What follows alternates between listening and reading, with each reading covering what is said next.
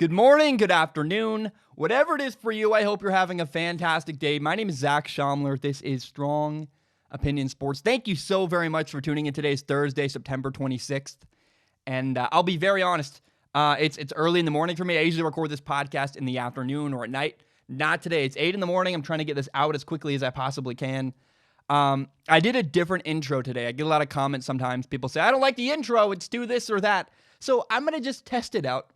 See how you guys like it, see how I like it without the music and the, oh my goodness, and all the stuff. I like the theatrics, but I'm going to try it without, see how I like it. If I hate it, I'll go back to the other way. If you guys love it without it, maybe I'll do it this way. I don't know. I'm just going to try it out. Okay, I want to be very, very honest with you guys today. I made what I believe is a tactical error this week. In my opinion, this episode is late, and I want to apologize and be very honest about what happened. Today's episode has 5 film analysis topics. I've never done that many in one episode. We're doing a film analysis on Daniel Jones, the Giants quarterback, Teddy Bridgewater, the Saints quarterback, Kyle Allen, the Panthers quarterback, Mason Rudolph, the Steelers quarterback, and Josh Rosen, the Dolphins quarterback. 5 film analysis videos. I'm very, very excited to share. I think they're high quality content. I think my content this episode could be the best sports content made all week. But I will acknowledge the problem with that is that this episode took way longer to make than I expected and way longer to prepare than I thought it would have. I watched a lot of film. It took a long time. And so what I should have done this week was record an episode at the beginning of the week and then a second episode later at the end of the week. The first episode would not have had any film analysis videos. The second would have. And so I learned a lesson moving forward, and I want to give you guys, the viewers, an expectation to understand and what you can expect as a listener. Moving forward, my goal is to record a podcast every Tuesday and Friday. On Tuesdays and on Fridays, you can expect that Strong Opinion Sports will be recorded. I want to give you some kind of consistency and give you something to follow and expect. And so, as a result of my stupidity this week, I learned a lesson from it. I think it's good for the show in the long run, but I wanted to be very honest. So this episode is going to be probably the longest episode I've ever made. It might not be. It's going to definitely push one of the NFL Predictions podcast episodes. It's going to be very long. And because this episode is basically an entire week's worth of content in one show rather than multiple shows, it's a lot. And so I want to be very, if you need to, here's what I do with podcasts that are really long. I listen to part of it, I pause it, and then I pick it up the next day. Sometimes I'll listen to a podcast on Thursday for like an hour and be like, oh, pause and finish the next hour on Friday. If that, whatever works for you, but if you need to do that, I understand it's very long. Today's episode is chock full of so many good topics and so much stuff. I'm doing a topic on 5 NFL teams I was wrong about so far. That'll be fun. I'm going to eat some crow a little bit, talk about where I was wrong. We'll do the 5 film analysis topics, plus we're going to talk about LSU quarterback Joe Burrow. We'll talk about Jalen Hurts, the quarterback at Oklahoma, Jim Harbaugh, my dream college football playoff scenario. We'll talk about Lamar Jackson. We'll talk about UCLA football, all kinds of great stuff. We're doing Ask Zach. I think it's the deepest and richest Ask Zach I've ever done. This episode's awesome. I'm very proud of what I'm putting out today. Another weird factor this week that I want to talk about is that tonight I'm heading to Salt Lake City, Utah. I'm going to be broadcasting Washington State University playing Utah on the radio. Very, very excited. If you're there at Utah and you want to say hi, please reach out to me. I've had a lot of people already send me messages, say, hey, Zach, where can I find you? So I DM them, say, hey, I'll be at the game. Come say hi if you want. I'll meet you. We can take... I think it'd be cool to meet people and take pictures with them. I know that's weird and maybe makes me sound conceited. I think it sounds fun. I want to meet the people who listen to my show. I don't meet that many fans. And so when I can meet people who like what I do and are a fan of what I do, that's awesome. Because most people in my life, let's be honest, my family, they don't listen to my podcast. Like, it's not... And I just would love to hear people who actually like my content and meet them in person. That'd be really, really cool. I was going to start with Joe Burrow today, but I want to briefly touch on something. At the beginning of the year, I said that we should all enjoy Drew Brees and Tom Brady this year because this could be the final year we ever get to see Tom Brady and Drew Brees play quarterback in the NFL. I mentioned this in news because, Tom Brady's getting up there in age. Drew Brees is getting older. Right now, Drew Brees is injured. He's out for 6 weeks. He had to get surgery on his thumb. And Tom Brady apparently is limited in practice because of his age. He wants to take fewer reps and conserve his body. And so I just want to echo that sentiment I left at the beginning of the year. If you like Tom Brady and Drew Brees, enjoy it. And even if you hate them, enjoy hating them, because this is probably the last year we're going to get both of them in the NFL at the same time. I don't know which one's going to retire. Maybe they both do. Maybe neither do, but you're not guaranteed anything. And so as a football fan, I just would really urge you, when you get a moment to sit down and watch a game and watch Tom Brady this year and watch Drew Brees this year, enjoy it a little extra, because this might be the last season we ever get to watch them play. Just relish it all. The hatred, the anger, the fun, if you like them, whatever it is. Whatever that feeling they give you, relish that feeling and enjoy it, because this could be the last time and the last year we ever feel those feelings. All right. Joe Burrow's story is one of my favorite stories in all of college football. It's awesome. He is currently the quarterback at LSU. He's the quarterback at LSU. Be very clear. He's the quarterback at LSU. And he used to be a quarterback at Ohio State. His story is the story of a guy chasing his dream and succeeding big time. To me, it's awesome. And let me make it very, very clear. He doesn't have the biggest arm in the world. He's not the best athlete. Joe Burrow is not Lamar Jackson. He can't run like Lamar Jackson. He can't throw like Patrick Mahomes. He's a solid average quarterback, like from a physical standpoint. And when he was at Ohio State had a quarterback named Dwayne Haskins. And they loved Haskins. He was fantastic. He had 50 touchdowns for them last year. And he went on to be the 17th overall pick in the NFL draft. Ohio State was not trying to disrespect Joe Burrow. But they had a guy they believed in, who they thought was special.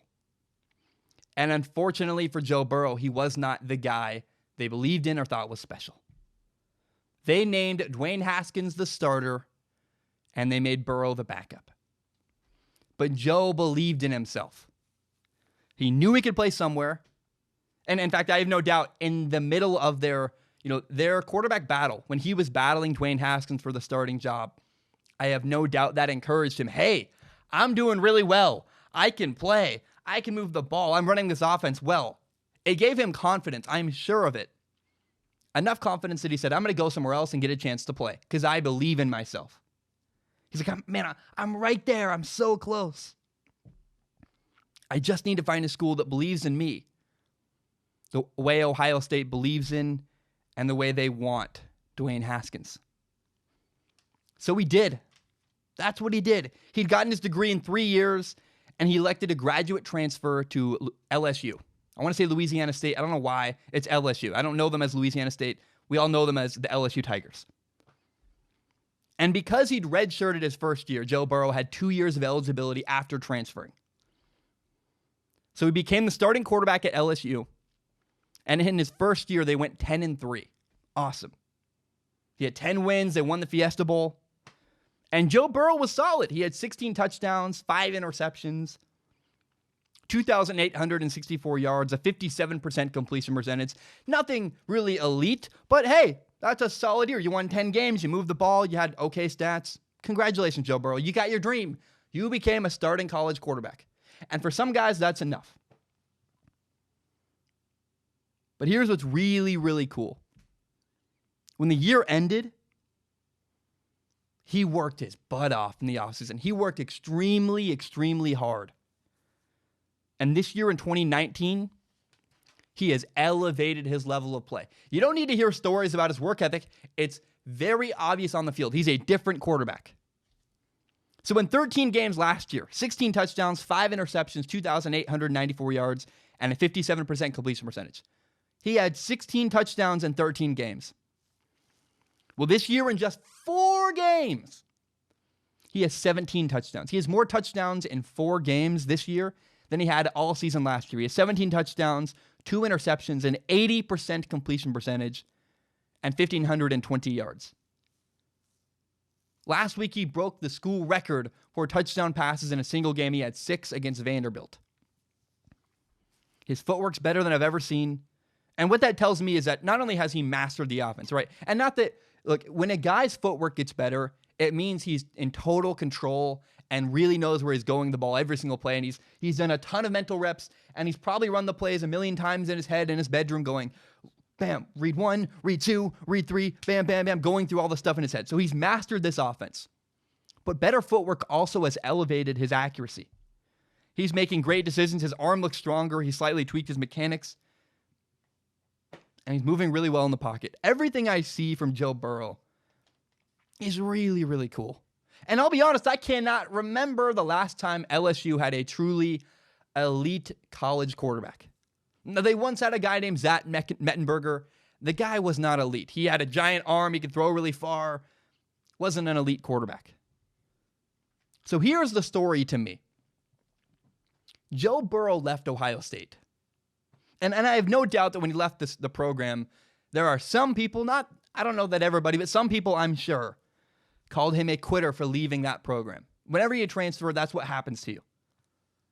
But I will admit that most Buckeye fans seem to recognize the guy just wanted to play and get on the field, and they root for him like from afar. This story is not about Ohio State. And it's also not about LSU. That's where he went to LSU. It's not about LSU. The story to me is that Joe Burrow had a dream, and he fought hard to make it happen. He wanted to be a starting quarterback in college. He did not want to be a backup. He did not want to just be on a team. He was not interested in sitting on the sideline watching another quarterback play. His dream was to be a starting quarterback and play on Saturdays, and he fought for that. He made a situation. He created a situation at LSU by transferring where he could have an opportunity to get on the field. That opportunity simply was not going to happen for him at Ohio State. And it's so cool that he made a move. Transferring's hard. It's not fun. You miss your friends. You miss relationships. You feel weird about it because you're leaving a team that you made bonds with. He left one team, created a new opportunity with another team, and he is shining. He's doing fantastic.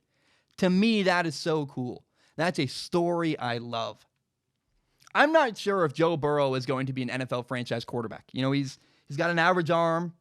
He's not really the most physically talented, but what I'll tell you is if he keeps progressing and keeps getting better, he could surprise people. The way Gardner Minshew surprised people by jumping in the NFL and improving his level of play. His footwork was better. His arm strength was better. Joe Burrow could be similar. If he keeps getting better like he did from last year to this year, from this year to next year, that's awesome.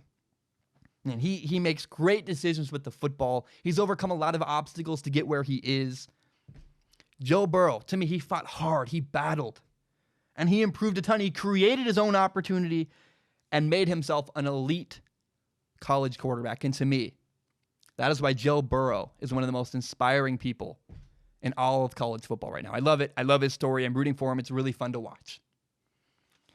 I want to now shift gears from one elite college quarterback to another. Jalen Hurts is the quarterback at Oklahoma, University of Oklahoma. And man, the dude is playing phenomenal. It is so much fun to watch Jalen Hurts play well. And only 3 games, and a lot of teams have played 4 games, by the way. They had a bye week at Oklahoma during the 4th week of the college football season. In only 3 games, Jalen Hurts has thrown for 880 yards, 9 touchdowns, 0 interceptions, has an 80% completion percentage. He's also run for 4 touchdowns and 373 yards. Not to mention, by the way, he's not playing entire games, right? Jalen Hurts, they're blowing teams out. He's coming out early. So he could have much better stats if he played an entire game. But what's cool to me about Jalen Hurts is that he's throwing the ball better than I've ever seen in my entire life.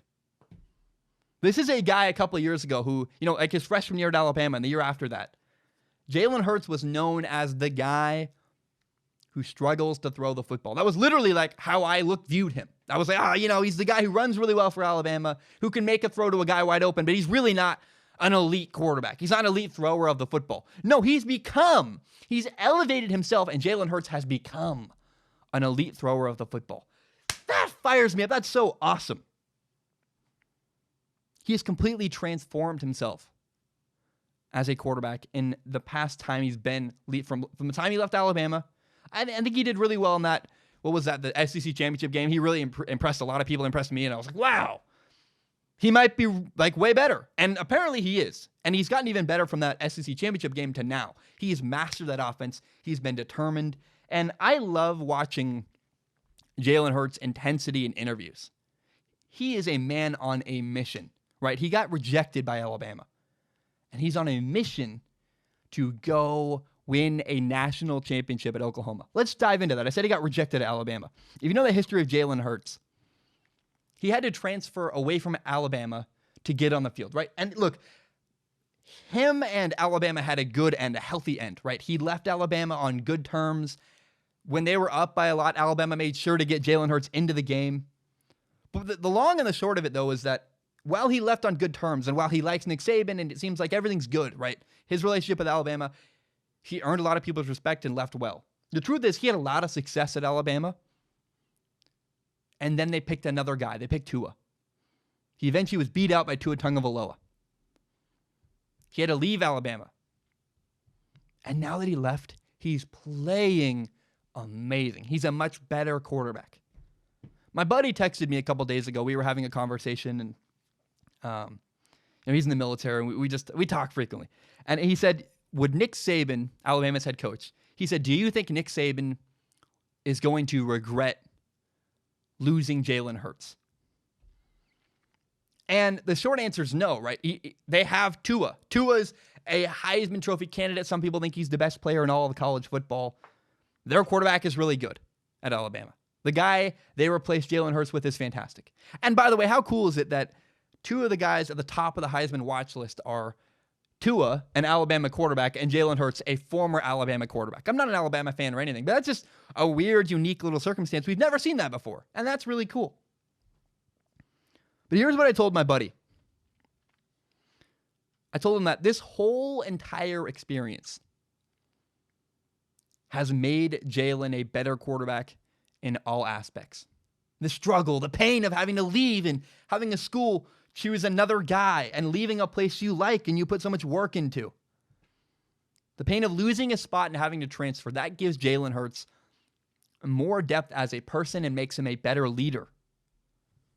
He's a better leader because of what he went through at Alabama. He already was a great leader with a bunch of depth. But now at Oklahoma, everyone knows why he's there. He's a man on a mission. It's really cool. He's purpose-driven. And Oklahoma seems to be accepting that and following him with everything they have. Another cool thing is that the loss, that pain, has caused him to work incredibly hard. Jalen Hurts has become a better quarterback because of what he went through. He transformed his game. I don't need to ask a bunch of people at Oklahoma, hey, does Jalen Hurts have a good work ethic? Does he work hard? It is so apparent when you watch Saturdays. You go, oh my gosh, that guy is in the weight room. He's studying the playbook. He's taking care of his body. Everything Jalen Hurts could be doing to put himself in a position to be successful, it's very clear to me he's doing that. He's following the program. He's bought in. He's working his butt off. Man, it's so cool to see. I am so excited to see where Jalen Hurts is going to go this year and what he's going to accomplish. The pain of transferring hurts, and it's hard. But Jalen Hurts has really become a man on a mission. And I'm rooting for him. I can't wait to see what he does this year. Man, there are 4 teams I really, really want to see make the college football playoff. In fact, I would call this my dream college football playoff. This is what I want to happen. This is what I'm rooting for. I have no idea, by the way, how this could happen because of the 4 teams I chose to make the college football playoff. And this is not a prediction, by the way. This is me, a dream, a hope. It's not realistic. We're living in fantasy land. But in my fantasy land, somehow Clemson does not make it into the college football playoff. And that's how you know that we're living clearly in a fantasy land. This is not realistic. But this is my dream college football playoff. Number 1, I want Alabama to play Oklahoma. I want Jalen Hurts to go play against his old school. To me, the story is just too rich. Jalen versus Tua versus Nick Saban. And it'd be interesting because nobody on Alabama's side hates Jalen Hurts, right? He left on good terms. They respect him. The fans from afar, Alabama fans, root for Jalen Hurts. The one time they would not root for Jalen Hurts is when Jalen Hurts plays against Alabama. It just would be an emotional and fun game, and that's what I want. I like drama. I like intrigue and chaos, and that is exactly what Alabama against Oklahoma would be. So that's my first dream game. You're getting Jalen and versus Tua, and plus it'd be a rematch of last year's college football playoff when Alabama played Oklahoma. Be awesome. My second dream game is this. I really want to see LSU play Ohio State. And if it doesn't happen in the playoff, I hope they both don't make the playoff and they get a bowl game against each other, because I so badly want to see Joe Burrow play against his old school Ohio State. Just say, hey, look, this is what I can do. This is what you missed out on.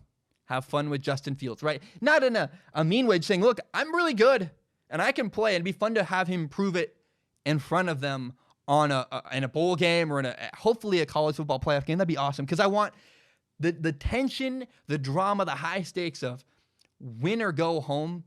And if you win, you move on to play another team. That's what I want to see in the future. I want to see LSU play Ohio State. And if I can, I want it to be in the college football playoff, because I think that'd be so much fun.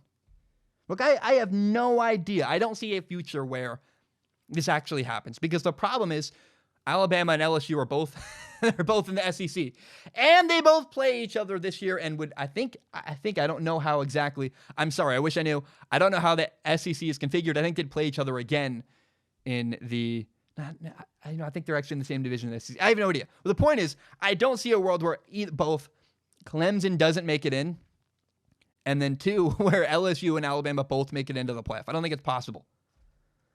But man, I can acknowledge that's a dream I have. That's something I want to see.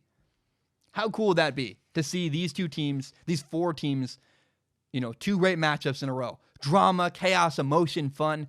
That is what I want from the college football playoff. I don't want to see blowouts. I want to see good storylines with rich emotion and a lot to root for. And so that is what I want.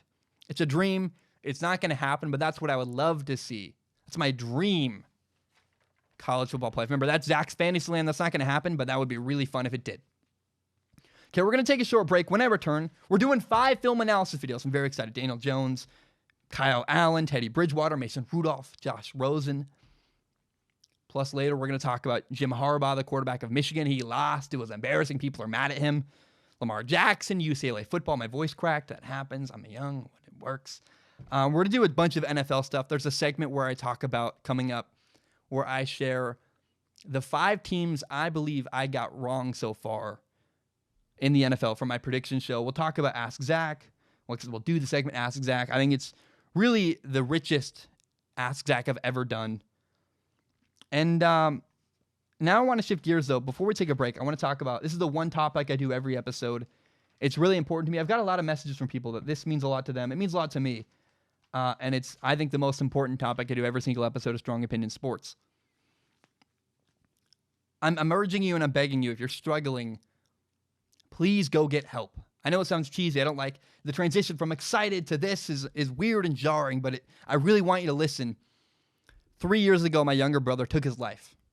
I guess you call it committing suicide. Some people get mad when you say that. He took his life, right? And to me, it was heartbreaking and awful. I miss my brother very much. Name was Zane. Great kid. And through my brother's death, I learned 2 really valuable, important lessons. I try to share them literally every single episode because it means that much to me. The first lesson is this.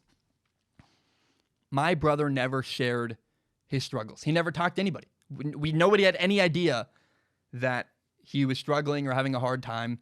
And so I encourage you, if you're having a hard time, please reach out to somebody. Reach out to a friend. Talk to somebody. If you're struggling, please go get help. The suicide hotline is 1-800-273-8255. 1-800-273-8255. Man, I've done this topic so many times. I've memorized that number. It's a huge, please. And I really, you don't necessarily need a hotline. Talk to your friends, man. I saw my brother once a week, every day. We were once a week, that doesn't make sense. I saw my brother at least once a week. We worked together, and then outside of work, we would hang out. We'd play video games once a week. We had a night where I came over. I brought my Xbox to his house. He had opportunities, and he never told me, hey, man, I'm having a hard time.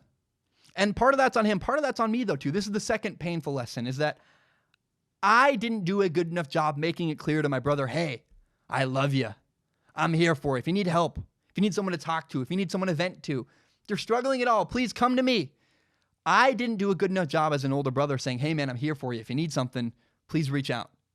So I'm asking you, please, if you're struggling, get help. Talk to somebody. Don't keep your struggles a secret. My brother didn't tell anyone.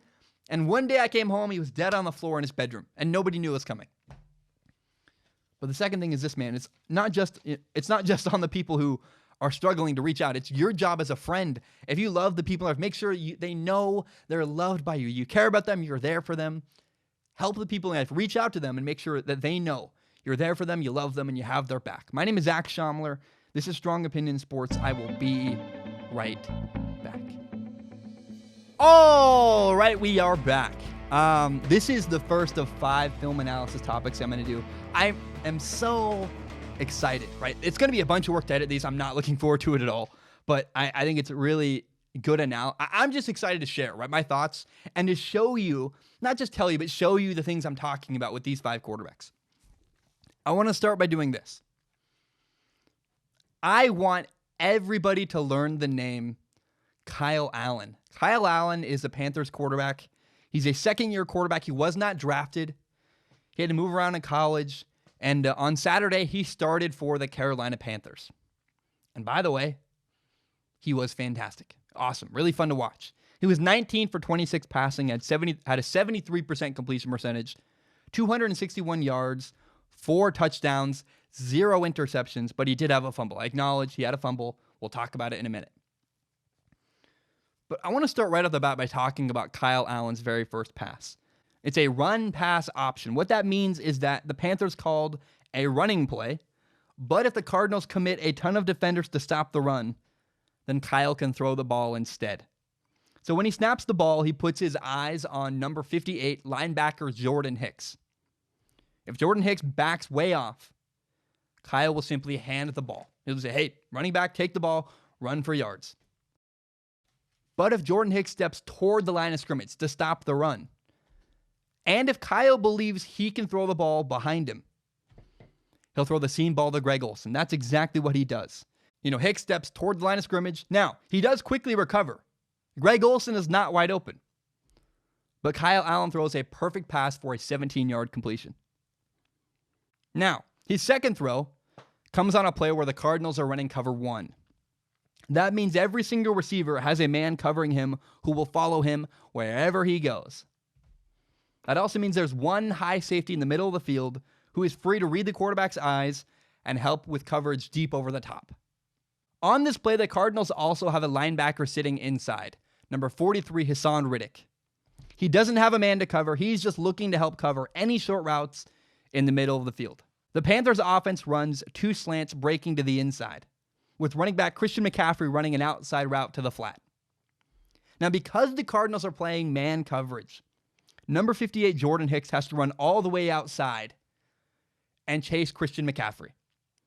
But the genius of this play design is that the 2 slants get in the way and slow him down, which leaves McCaffrey wide open for a 14-yard gain. It's a good play call, plus a great understanding of the defense by Kyle Allen. Now, the first drive had a disappointing end. He was sacked and fumbled.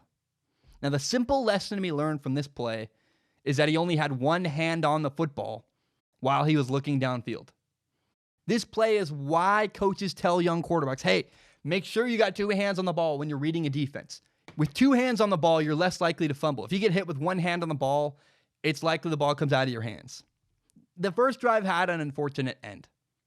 But Kyle Allen's second drive is where things really get exciting. His first pass is another RPO. This time the read is more based on pre-snap alignment of the defense. The corner is lined up 10 yards off the receiver and outside shade, way to the outside. By his alignment, he's allowing the receiver to get a free release inside. So Panthers receiver Curtis Samuel runs a 5-step slant to the inside. They snap the ball, they run play action inside. The defender steps down to stop the run. Kyle Allen pulls the ball and throws behind the linebackers. Now, to be clear, if he'd seen anything he didn't like, he would have just handed the ball off. But based on the pre-snap alignment, he really liked it. He had a great completion. One more cool wrinkle to this whole play is that you can run the exact same look with the running back and the offensive line. But if the corner's alignment had been inside or head up instead, Curtis Samuel could have simply run a 10-yard out instead. Now, I want to show you the rest of this drive, though. The next two plays are really cool. They're nerdy and weird, but they also are very important. On the surface, they're simple checkdowns.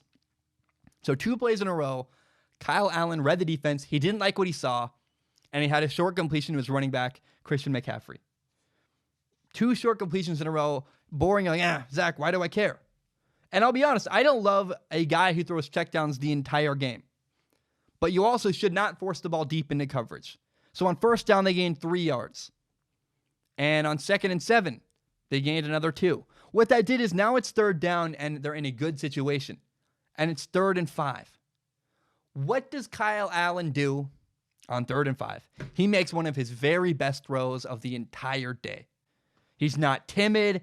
He's not shy. He throws the ball accurately into a really tight window. The drive continues. And by the way, that was a great catch. But the drive continues.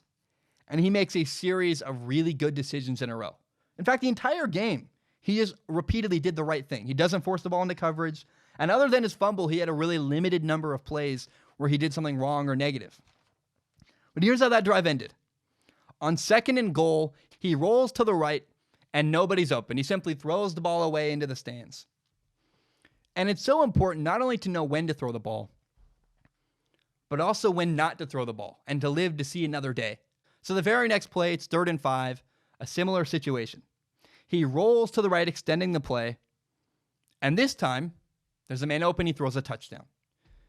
Here's what Kyle Allen brings to the Carolina Panthers that I love so much. 1, he made great throws against man coverage. He made really good decisions with the football. And he had very limited bad plays. He had 1 play. He had the fumble. I didn't love it. But other than that, he made great decisions all day, eliminating negative plays, not forcing the ball downfield into coverage. And the truth is this, when they needed him to, Kyle Allen made big-time throws downfield. I was really, really impressed with the way he played last Sunday. And I'll be very clear, his success was not an accident. If he continues to make great decisions and make great throws, he's going to have success for a long time in the NFL. The way he played on Sunday is a very sustainable brand of football. I believe in Kyle Allen. I do. I think he's awesome.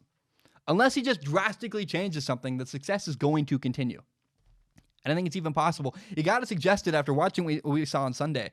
Dude, he could be the future of the Carolina Panthers. What he did on Sunday was that successful. He succeeded because he made great decisions. He shredded man coverage with his arm. He took care of the ball. And he made numerous good throws downfield. That's not an accident. That's not a fluke. That is really good quarterback play. I believe in Kyle Allen, and I believe he will continue to succeed in the future. All right, Josh Rosen. Man. Oh, gosh. I feel so bad for the Miami Dolphins quarterback, Josh Rosen. Last year, he was a quarterback for the Cardinals. And they were awful, by the way. They were the worst team in all of football. Well, he got traded to the Dolphins, and somehow he ended up on an even worse football team. Awful. Last year, Josh Rosen was a bit of a mess, right? He had a number of mistakes, and he was part of the problem. That's why he got traded away. Josh Rosen was not great. He was a large part of the problem as to why the Arizona Cardinals were so bad last year. But on Sunday, in his first start for the Miami Dolphins, he actually looked much improved, way better as a quarterback. But his team is absolutely awful. They suck. The people around him all are terrible. Coaches, players, offensive linemen, it's all bad. So he had his first start against the Dallas Cowboys. He was 18 for 39 passing. That's a 46% completion percentage. That is not encouraging if you go by just the numbers. He had 200 passing yards exactly, no touchdowns, and no interceptions. But his stats were completely misleading. This is why I hate when people focus their entire analysis on just the stats. They go, man, the numbers were bad. Clearly Josh Rosen is bad.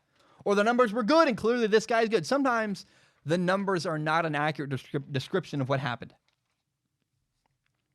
I'll tell you right off the bat, when you watch Josh Rosen throw, you know, man, this guy can make great throws and beat man coverage. When you watch the film, you go, this guy's accurate and can make great throws when he's asked to. But he also, in this game, against the Cowboys, he made a ton of great decisions. He regularly was taking what the defense gave him. He did not force the ball downfield into coverage. I was really, really impressed with the way that Josh Rosen played. His stats suck. That's not an accurate description of what happened. Now, I want to be very upfront and honest. There are a couple mistakes Josh Rosen made. I want to get them, the skeletons in the closet. Let's get them out in front of people. Now, neither were glaring issues, but they did happen, so we have to talk about them. But here's the good news. They're mistakes that can be solved with time. But it is important to acknowledge them. There were 2 plays in this game where Josh Rosen had the right idea. I thought, man, if you're going to make a mistake, this is not the worst mistake you can make. He had the right idea, but he was late in executing his idea. The first mistake was on a seam ball to Jalen Hurts. The Dolphins run play action. Josh Rosen makes the right read, but he does it way too late. And sadly, as a result, his slow decision-making process, his slow ability to read the defense, got Jalen Hurts obliterated and sent to the hospital with a concussion. Quarterbacks have to remember, especially when you're throwing the ball over the middle of the field, every action you take and every throw you make has some kind of consequence on the field. Now, the minute Josh Rosen pops up from faking the run, he should be throwing the ball. You see, he pops up from the run fake. He scans the defense for a while. By the time he throws the ball, it's too late. He's processing the defense way too long, and that is why he's late to throw to Jalen Hurts. That's one mistake. Hey, it's out there. I acknowledged it. The second one is this. It was a mixture of good timing by the defense and poor timing by Josh Rosen. The Cowboys bring a blitz off the right edge. And what this does is leave the number 2 receiver on the right side completely uncovered and momentarily wide open. Now, the Cowboys are rolling a safety down to cover that number 2 receiver. So Josh Rosen tries to throw the ball immediately to this guy while he's uncovered. The problem is he does it too late. By the time Josh Rosen snaps the ball, the safety's already come down and had an impact on the play. It's a good idea by Josh Rosen if he can make it earlier, before the safety can roll down. If he can snap the ball earlier before that safety can make his move, that's a great idea. It's a great play. Instead of a great play, it's just a good idea that was wasted because Josh Rosen was too late in executing the idea.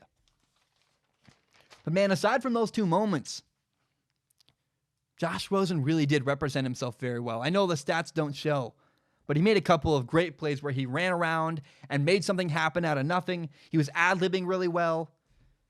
And when things didn't work out perfectly, he was calm. He made things happen. I just was so impressed.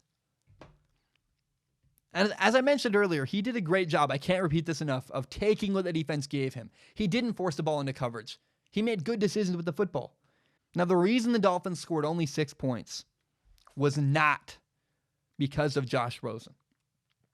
First of all, there were multiple just blatantly dropped passes right through guys' hands, and man, it was embarrassing. I was like, really? There was even a drop touchdown pass on 3rd and 4 where Josh Rosen dialed up a perfect throw against man coverage, and the receiver could not hold on to the ball. The receivers were bad, just disappointing to watch. Another thing is that the Dolphins' offensive line was awful.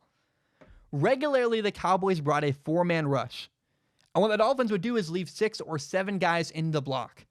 That means they had 6 or 7 blockers to stop 4 people. And yet still the Cowboys got constant pressure on Josh Rosen. If you have 7 guys and you can't block 4, that's a gigantic, gigantic problem. That happened regularly. Here's the other problem, is that when you're leaving 7 guys in the block for a quarterback, it creates a matchup problem downfield, a mismatch in favor of the defense. If the offense has 7 guys blocking plus the quarterback in the backfield, then only 3 receivers can run routes downfield. In this scenario, that means the defense has 7 defenders covering 3 receivers. It's a losing math equation. That's terrible. And, I got to also mention, I was really unimpressed with the Dolphins' play calling, just in general. It's like, man, you're not creating good matchups for your team. The worst play call of the entire game that was on a 3rd and 3 later in the game. The Dolphins called a play where only 3 receivers were running routes downfield. Now, here's the other problem. Not just that there were only 3 receivers, that they could all be covered easily. But here's the bigger problem. It's 3rd and 3. And yet all receivers ran deep, longer developing routes. Again, the Dolphins only needed 3 yards. The defense blitzed, and Josh Rosen, guess what, had nobody to throw the ball to. When a defense blitzes, you want to have an outlet to get rid of the ball quickly too. There were no outlets, and because of the longer developing routes, nobody was even looking for the ball by the time Josh Rosen was sacked. Come on, guys. The Dolphins were not putting Josh Rosen into situations where he could succeed. It was horrible. He had no chance to be successful. That's awful. That's bad coaching and very disappointing to watch.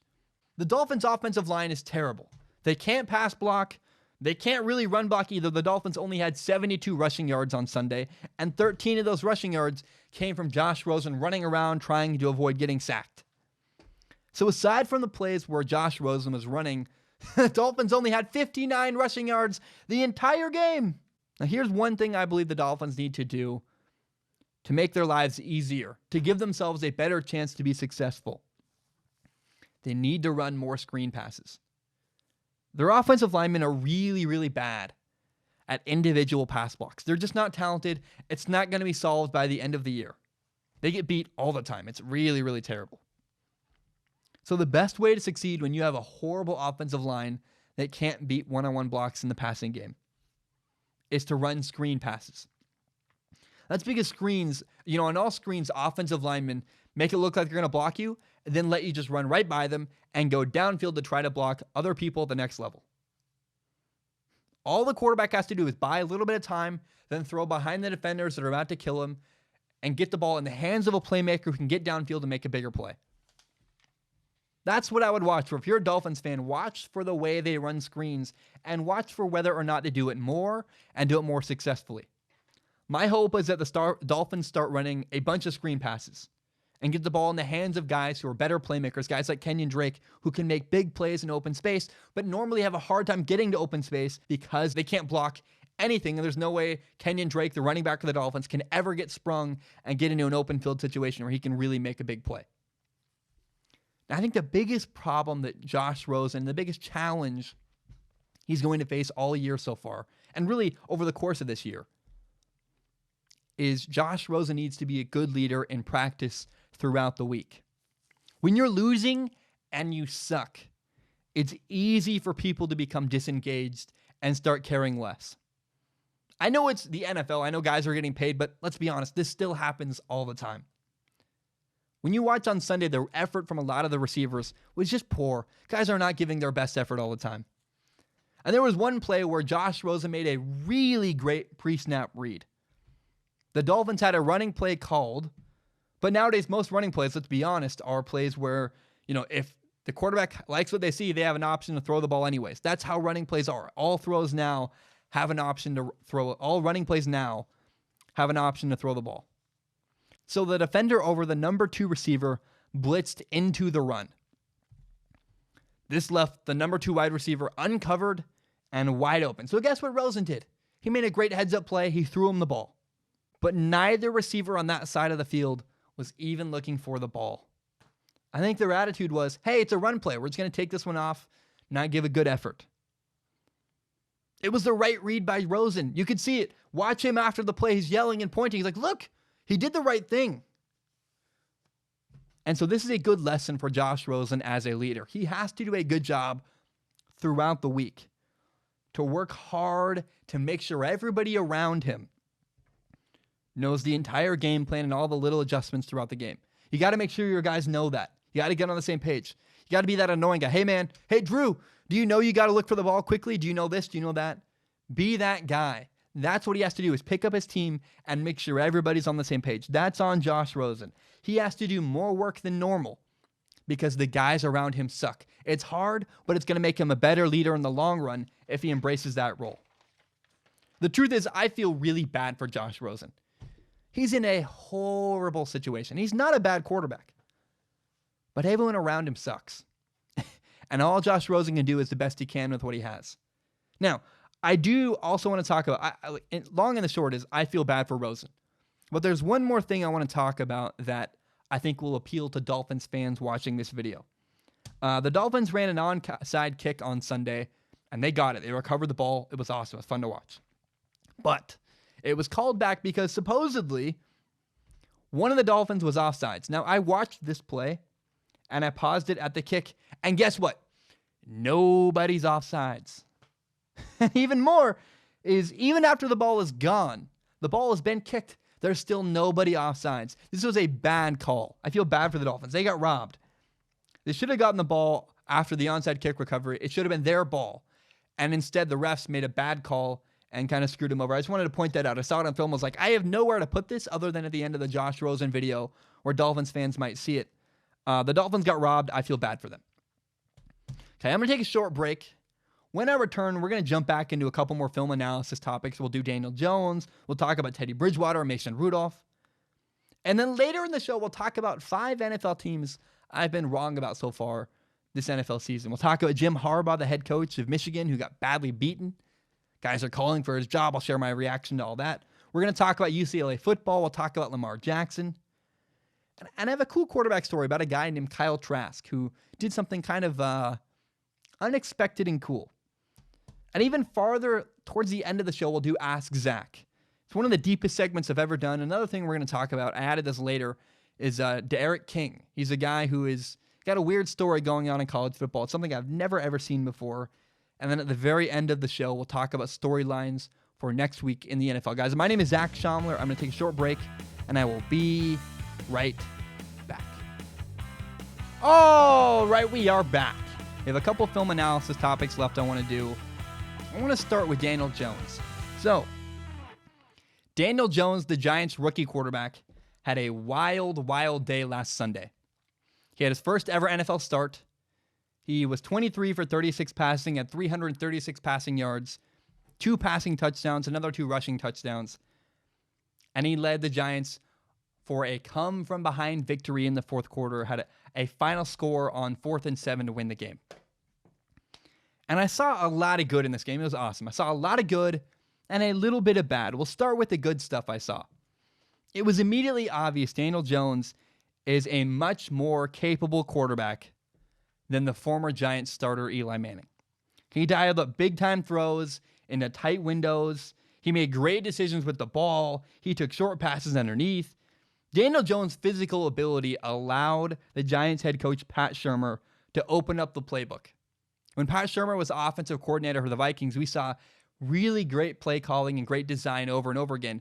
And we finally saw that again. It's funny how once he got a good quarterback who could throw the ball over the field, oh wow, we got to see Pat Shurmur's great play calling once again. It was cool. It was fun. Now, I want to credit Daniel Jones. He made a ton of big plays. He was fun to watch. And he elevated to the moment late in the fourth quarter of the game on Sunday. He just started dropping dimes, making plays. They call him Danny Dimes. There's a reason for that. He played fantastic. And the cool thing to me is that he was clutch when his team needed him. His ability to run and extend plays opened up a whole new dynamic for the Giants offense. Giants fans haven't seen that from their football team in a long time. A dynamic quarterback who can run around and extend plays. Man, I'm just personally really, really excited to watch Daniel Jones throughout the rest of this year. He ran, he avoided sacks, he made plays on third down, and most importantly, aside from all the amazing highlights, is that he galvanized his team and gave them hope. I have so much good to say about Daniel Jones. He was fantastic. I can't repeat that enough. And galvanizing your team and leading them to victory, to me, that's what great leaders do. And that Daniel Jones, as a rookie quarterback, is really doing great stuff all over the field. Now, the other point is that he was really, really accurate. Even his incompletions were regularly on target. They were great throws that just barely missed. And I love this guy's arm talent. It's fantastic. Even his bad throws, you're still like, wow, that's pretty dang close. So, he played outstanding, but Daniel Jones is not perfect. You got to realize something. He's played in only 2 games this year. 2 games. He played 1 full game last Sunday against the Buccaneers. He played a part of a game, a handful of plays against the Cowboys earlier this year. He's played in 2 games this year, and he has 3 fumbles. He's fumbled 3 times in 1.5, like 1.25 of a game. That's not great, not good at all. And I admit, some of those plays were bad luck, but it's still worth noting.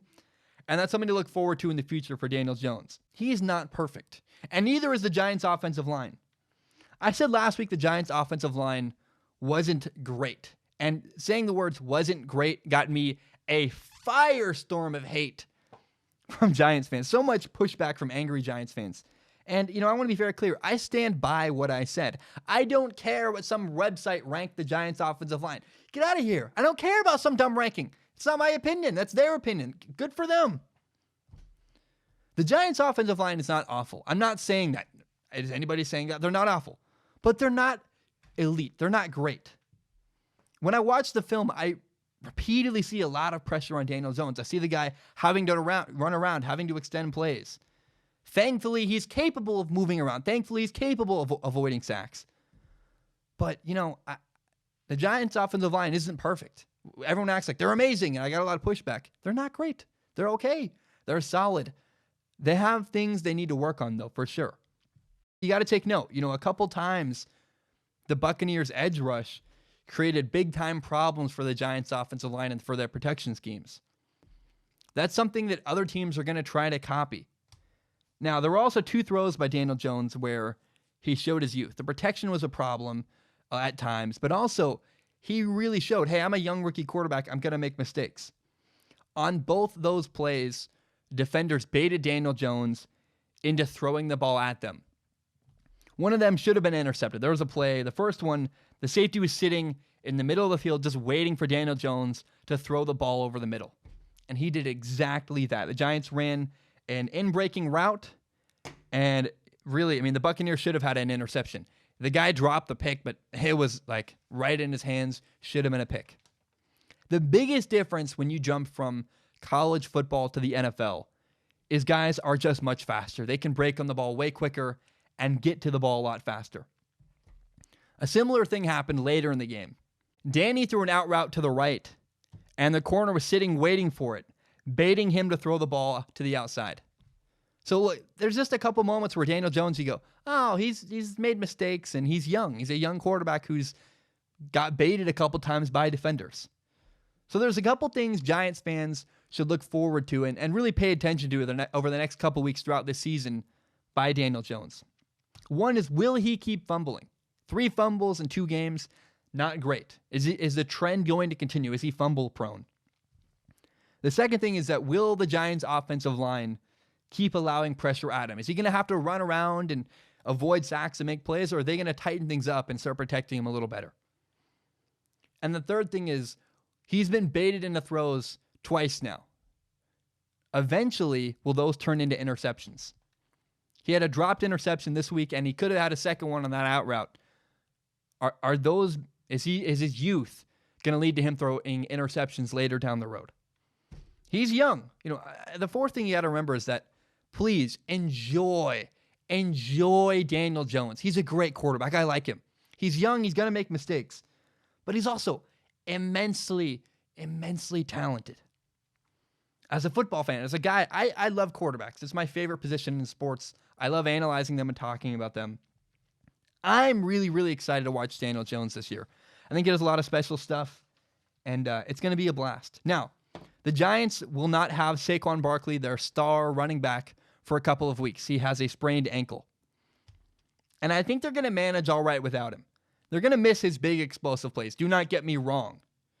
They're going to miss Saquon Barkley's ability to instantly get like 70 yards downfield and make a giant play. But they can win games without him. I think they can. At least I don't think they're going to be any worse without him either, right? They have a quarterback finally who can win games, Daniel Jones. I believe in Daniel Jones. And let's be very clear, last year, even with Saquon Barkley on the field, the Giants went 5-11. It's not like Saquon Barkley is the deciding factor whether or not the Giants win games. So again, the Giants are going to miss his big playmaking ability, but they finally have the quarterback situation figured out. And a quarterback is, in my opinion, the most important position on an entire football team. The Giants can win games without Saquon Barkley because they have Daniel Jones. Their season is not over. I think their best hope, I'll talk about it later and ask Zach. I think their best hope is to go 8-8. That'd be a great season for them. I'd like that. They started 1-2. They have a tough schedule ahead. But they have definitely 7 games coming up that are highly winnable. And if they can steal another game from a better team, they can do even better. I think the future is bright for the New York Giants, and I love their quarterback, Daniel Jones. All right, let's shift gears to Teddy Bridgewater. I'm going to drink some water first. My mouth is... I've been talking for a long time. I just realized, this episode is not short. I know I said that at the top, but it really is a long episode of Strong Opinion Sports. It's a little bit daunting. As the hours go by, you go, man, we just got around the first hour. By the third, the second one, I'm going to be like, oh my gosh, it's going on forever and ever and ever. Let's jump in. Last week, Teddy Bridgewater started at quarterback for the New Orleans Saints. And, the Saints won 33-27. They beat the Seattle Seahawks. And while watching film for about 3/4 of this game, I was really unimpressed and just kind of bored watching Teddy Bridgewater. It took a long time before I finally saw the bigger picture of this game for him.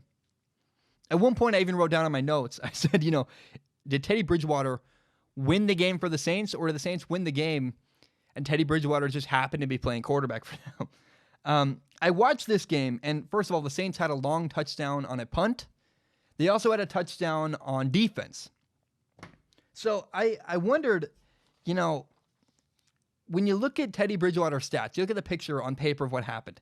He was 19 for 27 passing. That's a 70% completion percentage. He had 177 yards passing, 2 touchdowns, and no interceptions. But then you go, oh, wait a minute. His leading receiver was running back Alvin Kamara. The running back caught 9 of Bridgewater's 19 completions for 92 yards. And one of Teddy Bridgewater's touchdown passes came on a screen pass where he threw to Alvin Kamara, and Alvin Kamara basically did all the work and ran into the end zone.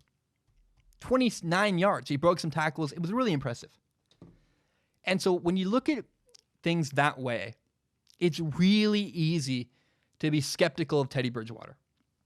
He threw short passes all day, and I'll be honest, I kept waiting and waiting and waiting for him to throw a big throw downfield and wow me, and it just never happened. The closest thing we got to Teddy Bridgewater making a big throw downfield was on a 3rd and 3. He threw a great back shoulder fade down the left sideline, and Jared Cook dropped it. It was a rail fade. He got wide down the left sideline. Great throw, incompletion. Jared Cook couldn't hang on. So what I'm left with is a performance that I feel really good about, even if I still have a couple questions left to be answered by Teddy. The one time Teddy completed a pass farther downfield, Michael Thomas was wide open, and in fact, it really wasn't a great throw. It's really a really tough catch. So I still have no idea how Teddy Bridgewater will do when he's forced to make big throws downfield into tight windows. I don't. Can he do that? No idea. I haven't seen it in I don't think I've ever seen it. But what I did see from Teddy was really, really encouraging, and you can't take away from that. He made great decisions all game long. He consistently threw the ball into the right spot. And, that's something you just can't take away from. You have to feel good about that. Wow, Teddy Bridgewater made great decisions. I want to discuss 2 plays. The first one is a 3rd and 5 before halftime. The Saints went with 5 wide receivers. And for some reason, very stupidly, the Seattle Seahawks decided to play man coverage. And what this did was create a very easy solution and answer for Teddy Bridgewater. What should I do next? He threw a slant to Michael Thomas to convert for a first down. And I want to ask, why would you play Michael Thomas in man-to-man coverage on 3rd and 5 with no help? I have no idea why you would do that. Michael Thomas is not only the best receiver on the Saints, he's one of the best in the entire NFL. In fact, he's the highest paid receiver in the entire NFL. Teddy simplified the game. He said, oh, hey, I got a great matchup on the left. I'm going to throw the slant. The Saints get a first down. And later in that drive, they got a touchdown. Score 1 for Teddy. That's a great decision. Way to just do your job. and put the ball in the right spot. The second decision is on a 3rd and 13. And at first when you watch this play, you literally go, so what? Why are you showing? You see Teddy Bridgewater throw a short dinky pass on 3rd and 13 and not get the first down, and you go, Zach, why are you showing me this? I don't care. On 3rd and 13, Teddy Bridgewater threw a dinky little pass for a 9-yard gain. Nothing special. It's not like the throw got the Saints the first down, but in a way it did. Those 9 yards mattered later in the game. Teddy Bridgewater was disciplined. He took what the defense gave him. He didn't force a throw downfield. And what that did is, first of all, it set up the Saints in a position to kick a 53-yard field goal. So even if that's all there was to the story, Teddy Bridgewater did a great job. He gained 9 yards, put his team in a position to kick a field goal. Those 9 yards mattered. But guess what really happened? On the field goal attempt, the Seahawks got a 5-yard penalty. Because it was 4th and 4, that gave the Saints a whole new set of downs, a complete new down, first down Saints. If Teddy Bridgewater had forced a throw into a tight coverage and thrown an incomplete pass on 3rd and 13, not only would the 5-yard penalty have not mattered, they also would not have had a chance to kick a field goal. But that dinky little throw, Zach, he's throwing a 9-yard pass, who cares? What that did is led to a Saints first down and later a Saints touchdown. So yeah, I still have questions. I wonder if Teddy Bridgewater can complete passes into tight windows downfield. I haven't seen that. We'll find out in the coming weeks. But last Sunday, over and over and over again, Teddy put the ball in the right spot. There is something to be said for that, for making good decisions and moving the ball downfield. Teddy, he impressed me. He did it. He made great decisions. I still have some questions. I don't know if he's the future successor yet to Drew Brees. I got to see more for that. But man, he played great on Sunday and left a really good, encouraging feeling in my heart. And I can't wait to watch him in the future. All right. Let's talk about the Steelers quarterback. I watched film of Pittsburgh Steelers quarterback Mason Rudolph in his first start last week against the San Francisco 49ers. I want to be very, very honest.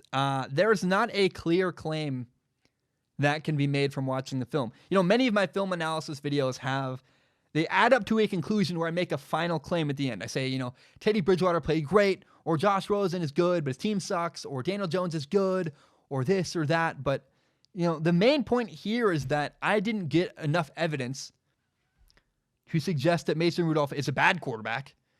And I also didn't get enough evidence to suggest that he's, in fact, a good quarterback. He's replacing a legend, Ben Roethlisberger.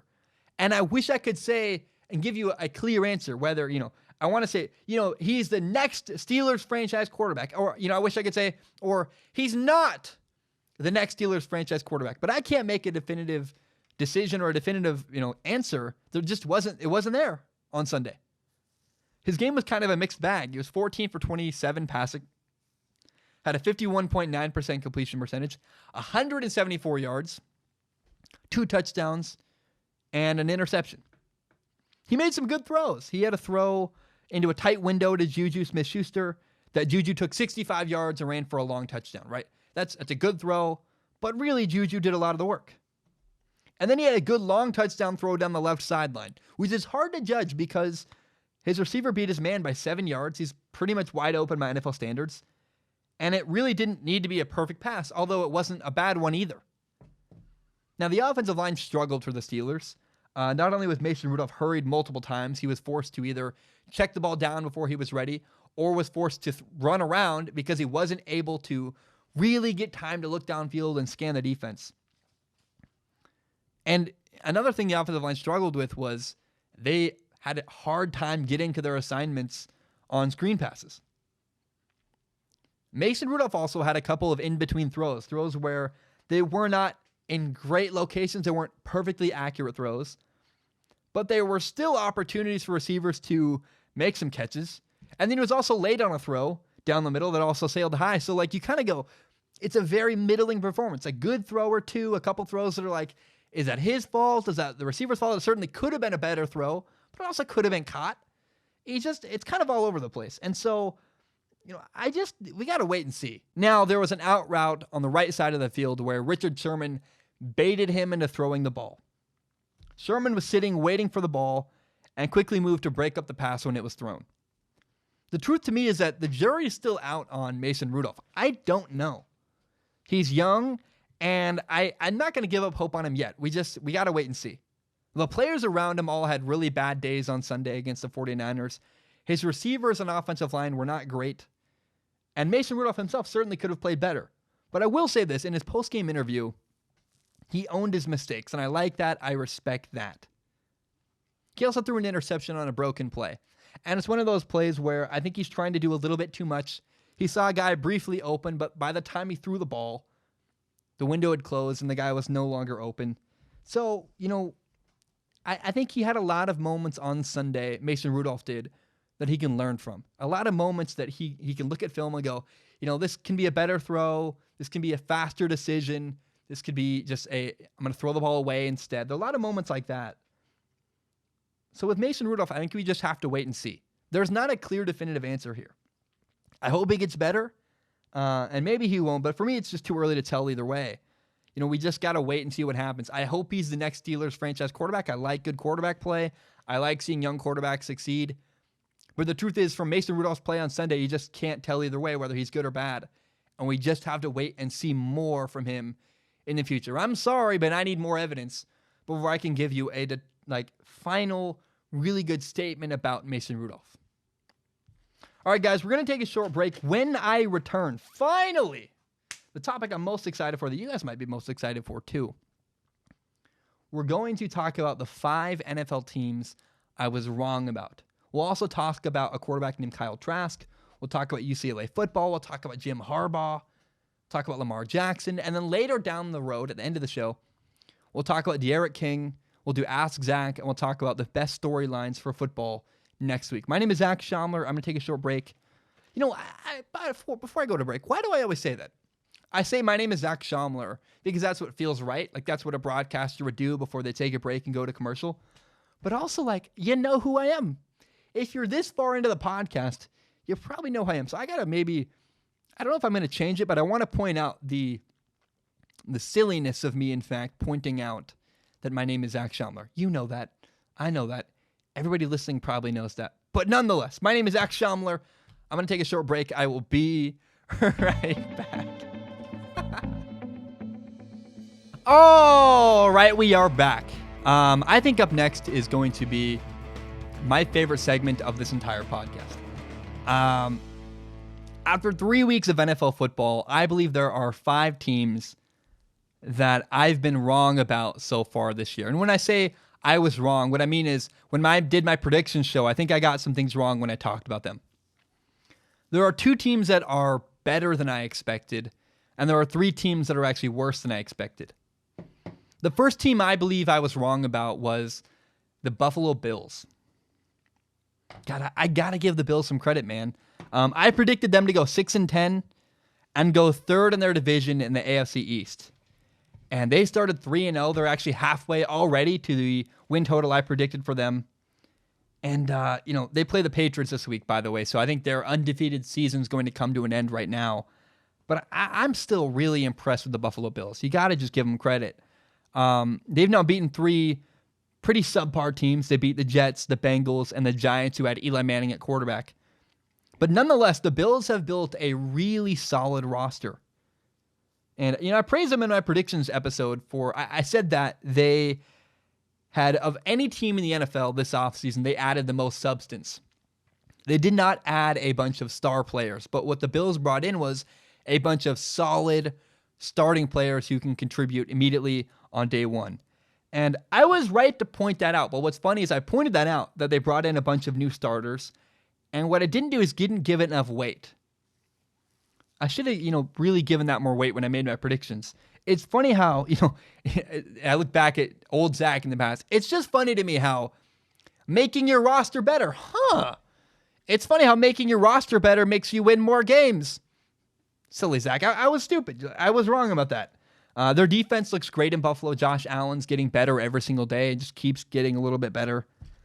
So to me, the Bills are a solid team. I think they're of all the 3-0 teams, I think they're the team I believe in the least. I think they're not a team that's a Super Bowl contender. But I do think, and I hope that the Bills could be in the running at the end of the year, like week 16 and 17, in the running and in the hunt for a wild card spot. That would be really cool, and I think the Bills are capable of that. Their quarterback's solid, they have a good defense. I like their head coach. I think their rosters really come together. And so I think the Bills are a team to watch out for this year. They could sneak into the wild card, or at the very least, at the end of the year, be in the hunt and really, really close to that. Look, I know it's weird and kind of uncommon to talk about the things you got wrong. But I think it's really important. I'm not perfect. I try to own the things I'm wrong about, be honest about my mistakes. And so, next, I just try to be open. I do. I think it's important. Next, I think, entirely wrong about the AFC North. In my predictions podcast, I had the Browns going 10-6 and winning the division. I had the Steelers going 9-7 and a possible wild card team, and I had the Ravens going 7-9 and finishing third in their division. And man, oh man, does it look like I was just wrong about this one. The reality is right now, the Ravens are 2-1. They lead their division. The Browns are 1-2, and the Steelers are 0-3. The Steelers look awful. And I know I talked about the AFC North, and I haven't mentioned the Bengals. The Bengals are not noteworthy. You got them right. I said the Bengals are awful. They're not worth talking about. But, let's start with the Steelers. First of all, their quarterback, Big Ben, got hurt. He's out for the year. That sure made an impact on their team, but Big Ben, even when he was not injured, when he was healthy and in the game, the Steelers looked awful. They did not look good. They were making mistakes everywhere. And it's funny, too. I said their roster had a ton of... They lost a lot of talent. I made a bunch of points. I just didn't listen to them. I said the Steelers lost a bunch of talent. I said their offensive line is older and their roster is aging. And guess what? Very similar to what I said about the Bills. I was right to make those points, but I didn't give it enough weight. I still believe for some reason when I made my final prediction, the Steelers are the Steelers. They'll still be good. No. The Steelers are a mess. They lack leadership. They're making mistakes at all positions, all over the field, on defense, at receiver, offensive line, at quarterback. Everybody's screwing up. And through the first 3 weeks, the Steelers have simply not looked like a good football team. They're 0-3, and it's an ugly mess. Now the Browns. Man, I look back on my Browns prediction with such, I don't know. I picked the Browns to go 10-6, which looks really, really stupid right now. They're 1-2, but not only are they not 1-2, their only win is against the Jets, who did not have Sam Darnold. But also, I got to point out, they got killed by the Titans. They got beat by the Rams. But in my predictions episode about the Browns, I pointed out 3 things. I said, 1, their offensive line is their biggest issue. I then said that I didn't think the Browns had the emotional maturity to handle the moment. And I also said that their head coach, Freddie Kitchens, could be an issue because he'd never been a head coach before. And it's just funny to me. I pointed out all of the potential flaws for the Cleveland Browns, but I didn't have the guts to stand by them to believe in them. I just said that these might be an issue, but I didn't have the guts to say, no, I really am convicted in believing these are 3 flaws. Turned out the 3 things I pointed out were totally right. I said that their offensive line was their biggest problem. Guess what's been a giant problem through the first couple weeks? Their offensive line. Guess what's also been a problem? Their head coach, Freddie Kitchens, a first-time head coach, is doing all kinds of dumb stuff. He's not been able to create a good enough culture in Cleveland. And in fact, last week against the Rams, on a 4th and 9, he called a running play. He looks like a mess. He looks like an idiot. I was like, what the heck? That's the worst play call I've ever seen. I think it's actually worse than the Seahawks when they threw the ball on the 1-yard line in the Super Bowl. I would rather a team do that because at least there's a chance that works. If you run the ball on 4th and 9, there's no chance it's going to work. I couldn't believe it. And look, the number 3 thing is I don't think the Browns have the emotional maturity as a team to handle the spotlight and to handle losing in a big moment. I believed that the Browns would win their division, and right now that looks pretty silly. They just look like a mess. We'll talk about it later and ask Zach at the end of the show. I got asked a question about the Browns, and we'll talk about that down the road. I think they have hope. I believe in their quarterback, Baker Mayfield, but right now, The Browns do not look like a good football team. Finally, it looks like I was most wrong about the Baltimore Ravens. I said they would be third in their division. Right now, that looks idiotic. Easily, they are the best team in their division, the AFC North. Now, their quarterback, Lamar Jackson, looks really good. I doubted him before the year started. He's proving me wrong every single time he plays a football game. The other thing is that they added running back Mark Ingram this offseason. He was a huge addition. He's the heart and soul of that Ravens offense. He runs hard. He's leading the way. It's really fun to watch. And, him along with Earl Thomas at safety are two really big additions to the Ravens that are making a big impact for their team. Now, the Ravens just lost to the Chiefs. But what's interesting is they lost and their quarterback, Lamar Jackson, played badly, which is a testament to how good their roster is. The Ravens roster is chock full of really good players that are really talented. If their quarterback can have a bad game and they can still just barely lose to one of the best teams in football, the Kansas City Chiefs, how encouraging is that? If Lamar Jackson plays well next time, they beat the Chiefs probably by a lot of points. And so I really got to acknowledge I was embarrassingly wrong about the Baltimore Ravens. They're really good. Not only is their quarterback better than I believed, but their roster in general is a really good, really complete roster that's been fun to watch this year. And I just was wrong about the Ravens. I can own that. Finally, it looks like I was wrong about the Denver Broncos. In my predictions episode, I said that the Broncos would go 9-7. I said they would have solid quarterback play and a good defense. And well, they've started 0-3, so they're not playing well. And even more interesting, here's a crazy stat you got to pay attention to with the Broncos. The Broncos are last in the entire NFL in sacks. They have none. Through 3 games, they have 0 sacks. To me, that's unbelievable. They have 2 really good defensive ends, or at least 2 guys I thought were really good defensive ends with Bradley Chubb and Von Miller. Bradley Chubb, a former former number 5 overall pick in the NFL draft. Von Miller, I believe at one point he was Super Bowl MVP. He's fantastic. And what's even more frustrating and even more weird to watch with the Denver Broncos is their head coach is Vic Fangio, who was last year the Bears defensive coordinator. He was leading an elite group of guys and had a bunch of great play calls. I thought he could duplicate that. I was like, man, Vic Fangio with Bradley Chubb and Von Miller, he's going to cook up something great. He's going to be a fantastic defensive coordinator. And so far, I've just been completely unimpressed with their defense.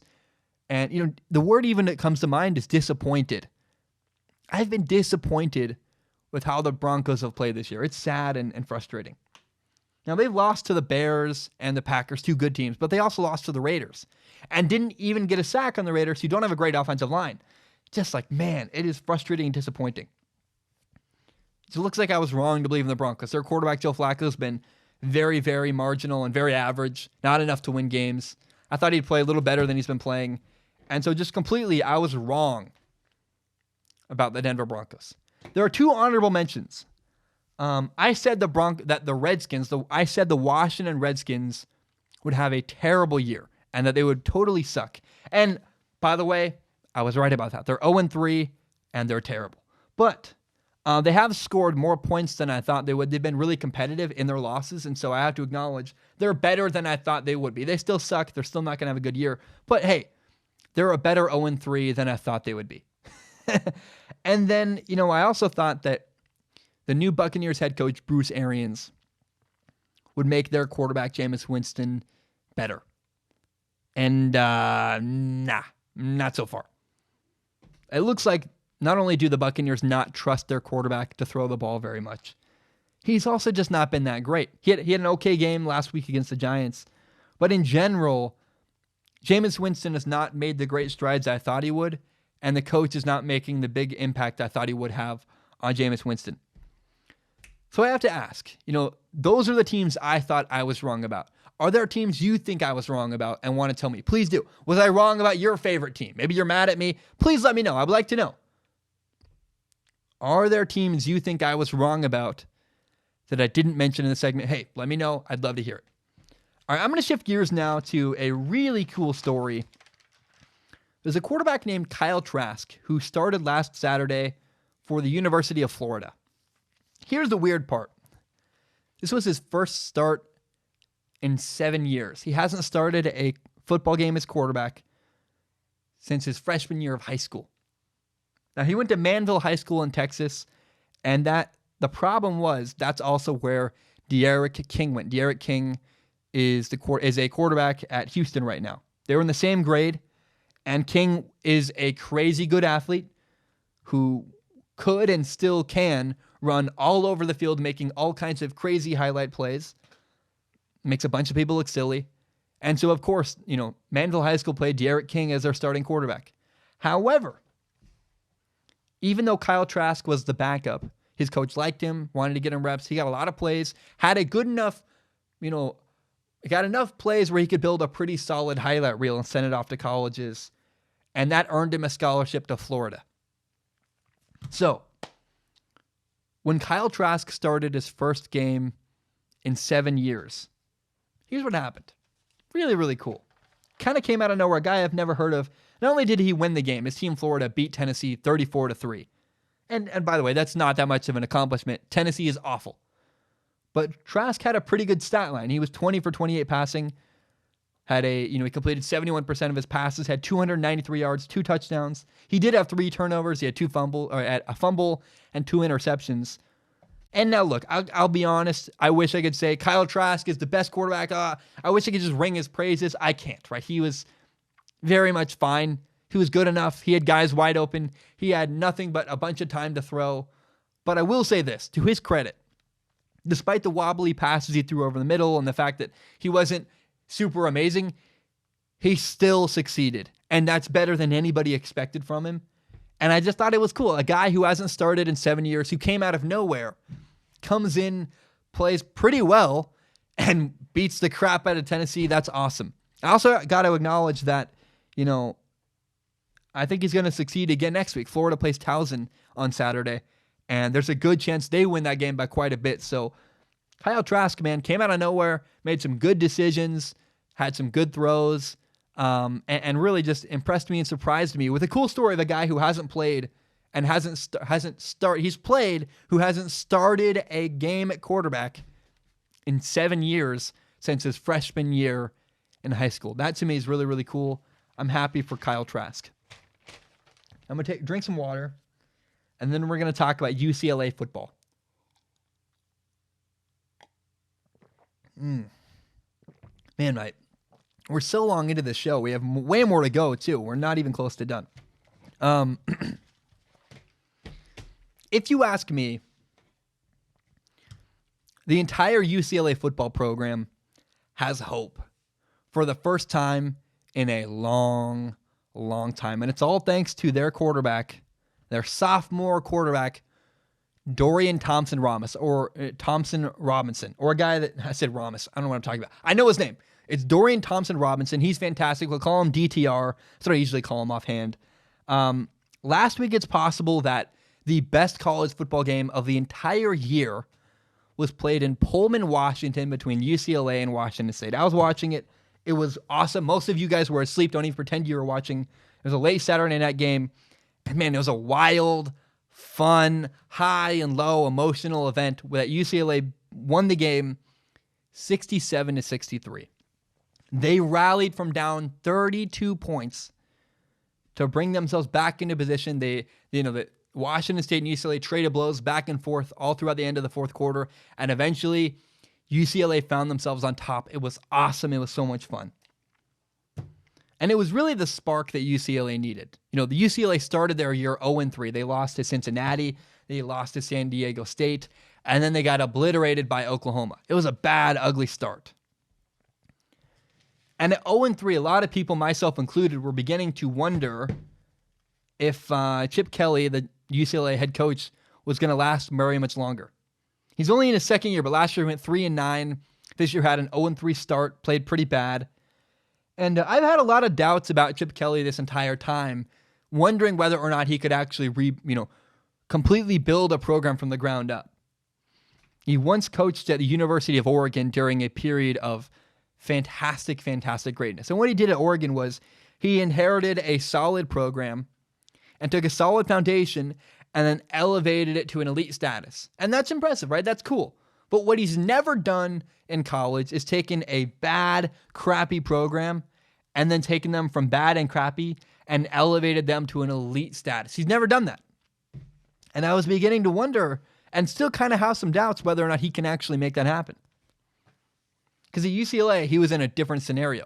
He inherited a really crappy, really awful program that was in bad shape. He's got to do a lot of work if he's going to turn that program around. But for the first time since Chip Kelly got to UCLA, I think there's a chance he can succeed. I have a feeling in my heart, and I go, you know what? I look at Chip Kelly and I go, you might be able to make it happen. You might be able to make this work. I think it's interesting that, UCLA has a bunch of really hard things to overcome. The first thing is that, they are always going to be a tough program to build up. No offense to UCLA. I'm sorry to fans listening. I hope you don't get offended. But in Los Angeles, UCLA is the little brother to USC.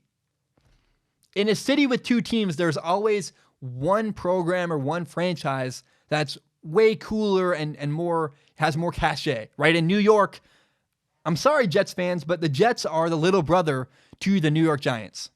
And in the Bay Area, the Oakland A's are the little brother to the San Francisco Giants. In an area that has multiple teams, one of them is always cooler, has a better following, they're a better brand with more history behind them. For example, the Lakers have more history and are the cooler brand, even though I think the Clippers in LA might be actually a better basketball team right now. The Chicago Cubs are cooler than the Chicago White Sox. Because of history and cachet, in Los Angeles, USC is the cooler, better brand in that city. They're better than UCLA. They're the cooler brand. I mean, no offense, it's just being honest. So it's always going to be a tough uphill battle for UCLA. But I'm really excited for them because I think they finally have a chance to climb that mountain and become a great football program. In the second half of the Washington State game, Dorian Thompson-Robinson, the quarterback for UCLA, something clicked in him. He's been very average so far throughout his entire career. He played a number of games in 2018. It was kind of ugly. And at the start of 2019, it just wasn't great. I kept waiting, and it hasn't been happening for Dorian Thompson-Robinson. But finally, in the second half last week, he came alive. Something clicked, something snapped. And the highly touted, highly recruited, really big, much hyped up, much anticipated quarterback, DTR finally settled in. In total, he had 7 touchdowns, 2 rushing touchdowns, 5 touchdowns throwing. He threw for 507 yards, a 65% completion percentage. He also did have an interception. And he just looked lights out, running all over the place, played with confidence, played with poise, running great, making all kinds of incredible throws. And for the first time, I finally had a belief and a glimmer of hope that, oh, wow, maybe UCLA football can make this work. Maybe Chip Kelly at UCLA can succeed.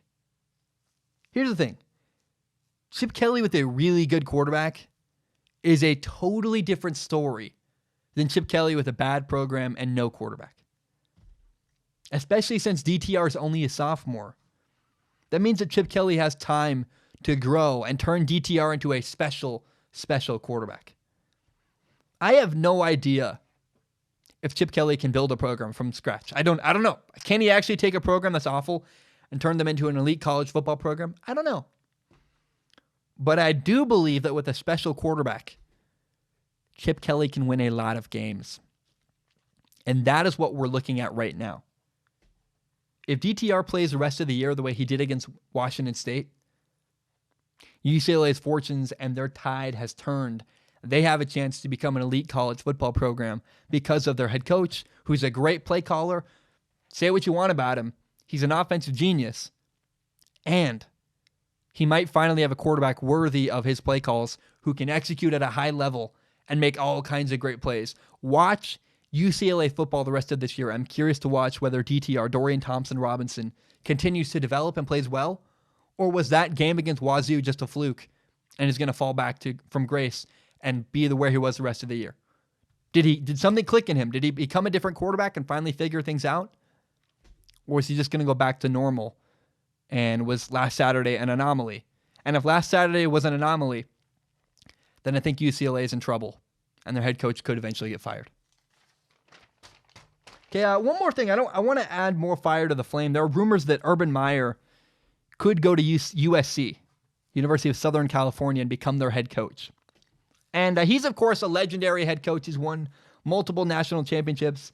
And if Urban Meyer does indeed go to USC, that would be wild. My honest hope, as a guy who loves telling stories and loves football, is for both USC and UCLA to be very good. Because I want the USC-UCLA game that's played every year to become a high-stakes, intense, meaningful rivalry where winning and losing has a big impact on all kinds of stuff down the road in the Pac-12 and in the playoff picture and all kinds of stuff. That'd be fun. I want USC-UCLA to become a high-stakes, interesting, chaotic, emotional rivalry. It's already a big rivalry, but it has very little national impact. I would love it if USC and UCLA both became really good football programs, and then their game became a big deal of great importance every single year. That's what I want. That's what I'm rooting for, because it would be really, really fun to see that rivalry reignited as a high-stakes, important rivalry throughout college football. All right.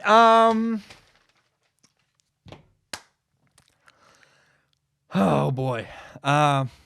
Last Saturday, Michigan lost to Wisconsin. They lost 35-14, and everybody freaked out. Michigan got killed, and then everybody began calling for Jim Harbaugh, Michigan's head coach, to be fired. Jim Harbaugh's terrible, this and that, and all kinds of noise. How could this happen? And people panicked and freaked out. And I remained calm. I was like, okay.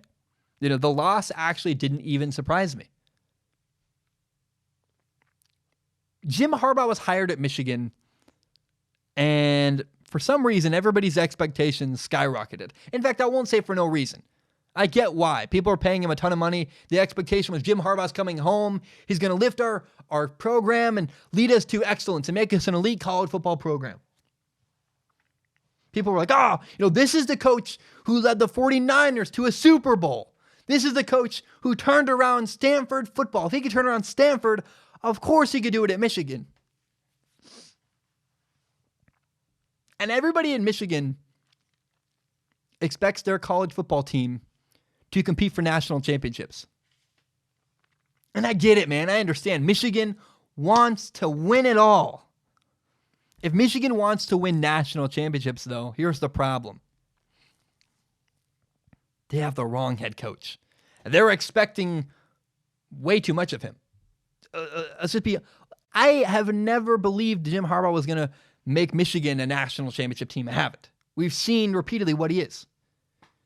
And Michigan is foolish to expect a national championship from him. I make a video like this every single year. Every year I go, this is what Jim Harbaugh is, because every single year this happens. Michigan loses a big game. It surprises everybody. They're all mad. How could Jim Harbaugh lose this game? I feel bad for Michigan football fans because they have unrealistic expectations. Here's what Jim Harbaugh does every single year. He wins 10 games. 1-0. His last year at Stanford, he won 12. His first 2 years at Michigan in a row, 2015 and 2016, he won 10 games. By the way, he did that without his own recruits. In 2017, had a bad year. He won 8 games. And then last year again, he won, guess what, 10 games. On average, how many games did Jim Harbaugh normally win? 10 every year. That's what he does. And I get it. If Michigan feels like that's not good enough for them, I understand. Jim Harbaugh, you got to understand who he is. He's been telling us for years. We've seen all kinds of examples on his resume. Here's what Jim Harbaugh is. He's not. N-O-T. He is not an elite college football coach. He's not. He's very good. Not quite elite. If you want an elite college football coach, you need Dabo Swinney, Urban Meyer, or Nick Saban. Those guys are elite head coaches who consistently win national championships. That's not who Jim Harbaugh is. He never has been. Jim Harbaugh is above average. Absolutely. He consistently wins 10 games a year. I know a lot of programs that would love to win 10 games every single year. Have that taken care of. Our football program's going to be good and nationally relevant every single year. For a lot of programs, that would be enough. For Michigan, it's not. I respect you. I understand. I get it. I understand why Michigan's mad. They want to take the next step as a program. They thought that's what hiring Jim Harbaugh would do for them, and it hasn't. So if Michigan wants an elite head football coach to win championships, they need to fire, get rid of Jim Harbaugh. That's not what he is. He's not elite. He never has been. Who he is has always been on display every single year at Michigan. He loses a big game. It shocks everybody, surprises everybody. And he wins about 10 games and takes his team to a bowl game. That's what he does. That is year in and year out. That is exactly who Jim Harbaugh is. Why would things suddenly change? Here's what he does. He takes his team to a bowl game. He usually loses the bowl game. But guess what? Because your team went to a bowl game, your program makes a lot more money. A lot of programs in college football would be very happy with Jim Harbaugh as their head coach. I'm sure some NFL teams would too. I understand if that's what Michigan wants. Michigan doesn't want to settle for 10 wins. Michigan wants to win 12. They want to go undefeated, make it to the college football playoff, try to win a national championship. And I have bad news for you. Michigan, if that's what you want, you have the wrong head coach in place. Jim Harbaugh is not elite. He's very good, wins 10 games a year, loses a bowl game. That's what he does every single year. And he always has a loss that surprises everybody. But if you expect him to suddenly become an elite coach tomorrow, you have unrealistic expectations. And it's just not going to happen. Michigan, if you want more, you got to fire Jim Harbaugh. But also understand, if you fire Jim Harbaugh, you might not get better because there's not a lot of elite college football coaches just walking around the world. There's about 3. Urban Meyer, Dabo Swinney, and Nick Saban. That's about it. Other than that, looks like you're in trouble. So, Michigan fans can get mad all they want. But I think they actually have unrealistic expectations of who Jim Harbaugh is. That is not what he is as a coach. You can be mad, and if you're mad, stop paying him so much money, stop supporting your team until they get rid of him. Okay, let's talk about, before we go to break, I want to talk about Lamar Jackson very briefly. During week 3 of the NFL season, the Ravens lost to the Chiefs 33-28. And to me, this was one of the bigger tests of the year for the Ravens quarterback Lamar Jackson. I previously highlighted 3 important games for him. Week 3 at Kansas City, Week 9 against the Patriots, and Week 12, the Ravens against the Rams. 3 games against tough opponents. And, he had his first test against the Kansas City Chiefs, and it wasn't great. It was not. It was a little bit disappointing, I'll be honest. Now, as I promised, I said I would. I will hold to this. I'm going to wait until after the Rams game before I'm going to pass a final judgment on Lamar Jackson. Week 3 was subpar for him. He had a pretty average game. Against the Chiefs, he was 22 for 43 passing. That's only a 51% completion percentage. He had 267 yards passing, no touchdowns, also no interceptions. But he did also run for a touchdown. I'll be honest. In some ways, I was discouraged watching that game. And in some ways, I was quite encouraged.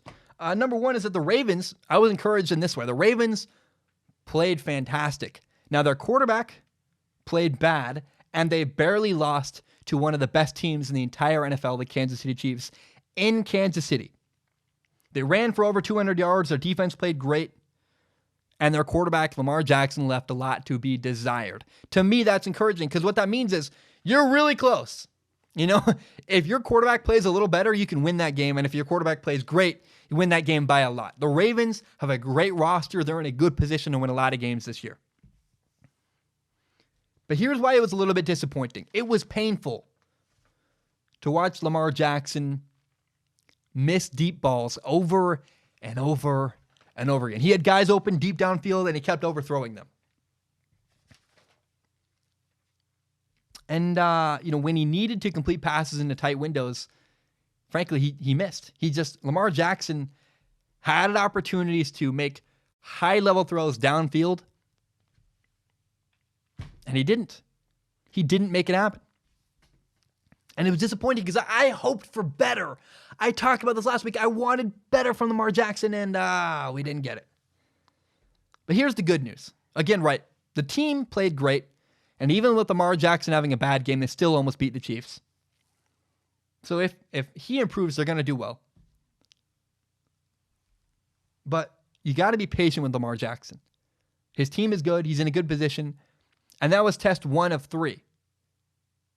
You don't fail after the first test. Lamar Jackson has 2 more opportunities against the Patriots and the Rams, not to mention the rest of the year, to keep improving every week and keep getting a little better, a little better, a little better. Lamar Jackson is way better than he was last year. Way, way better, much improved.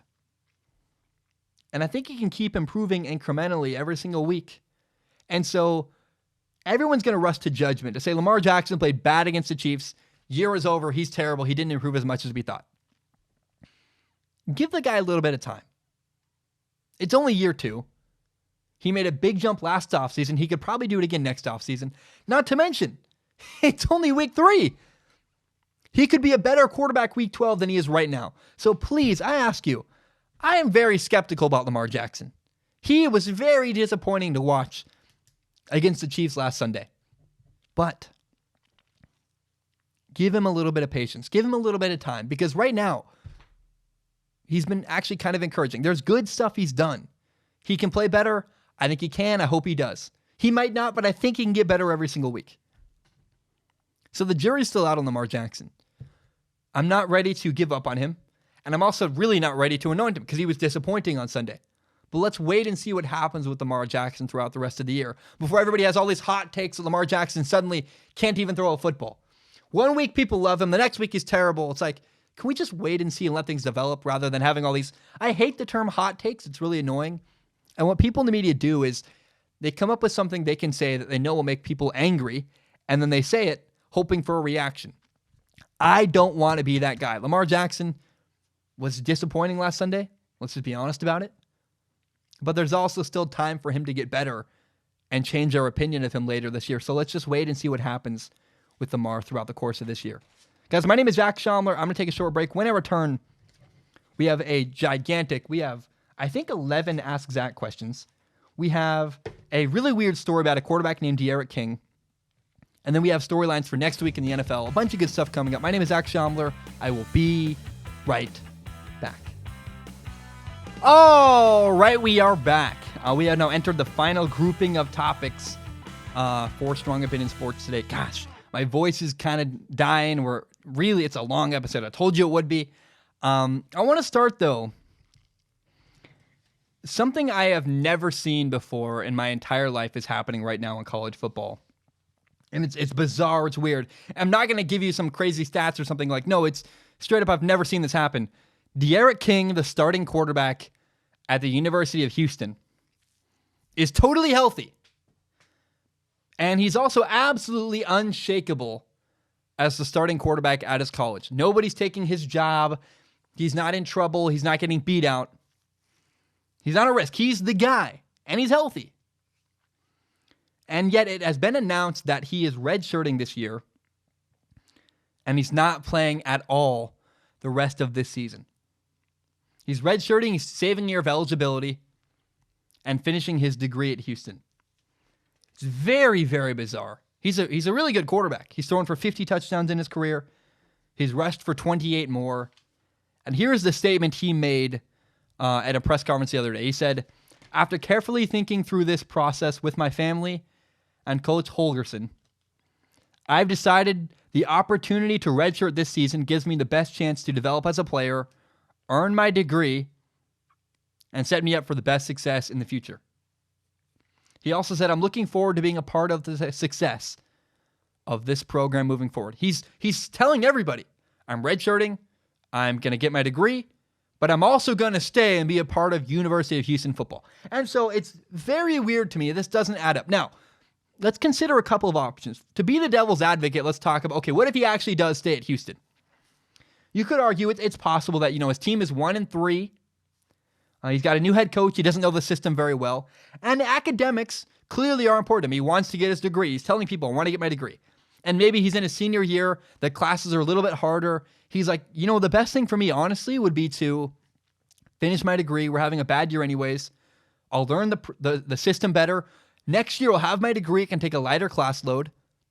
And guess what I can do? I'll know the system better. We'll have a fresh start. We won't be 1-3. We'll have a fresh start to have a good season next year. There's a slim chance that he actually is considering staying at the University of Houston and trying to give himself a better position and a better chance to succeed next year.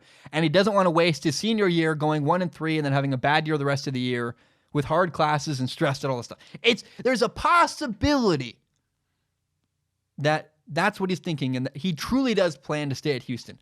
But man, I got to call, oh crap. There's no way. I do not believe that D'Eriq King is actually planning to stay at the University of Houston long term. I just don't buy it. Of course, he has to say he's planning to stay. I know he said that. People will comment, well, he said he's going to stay. Of course, he has to say that. He has to stay so he can earn his degree. So he has to convince people at Houston, hey, I'm going to be here. I'm taking a weird decision. He has to make up all this crap. Who knows? Maybe his grades are struggling. Who knows what's going on? But of course, he has to stay. He has to tell people he's planning to stay because then he can stay on scholarship and get his degree.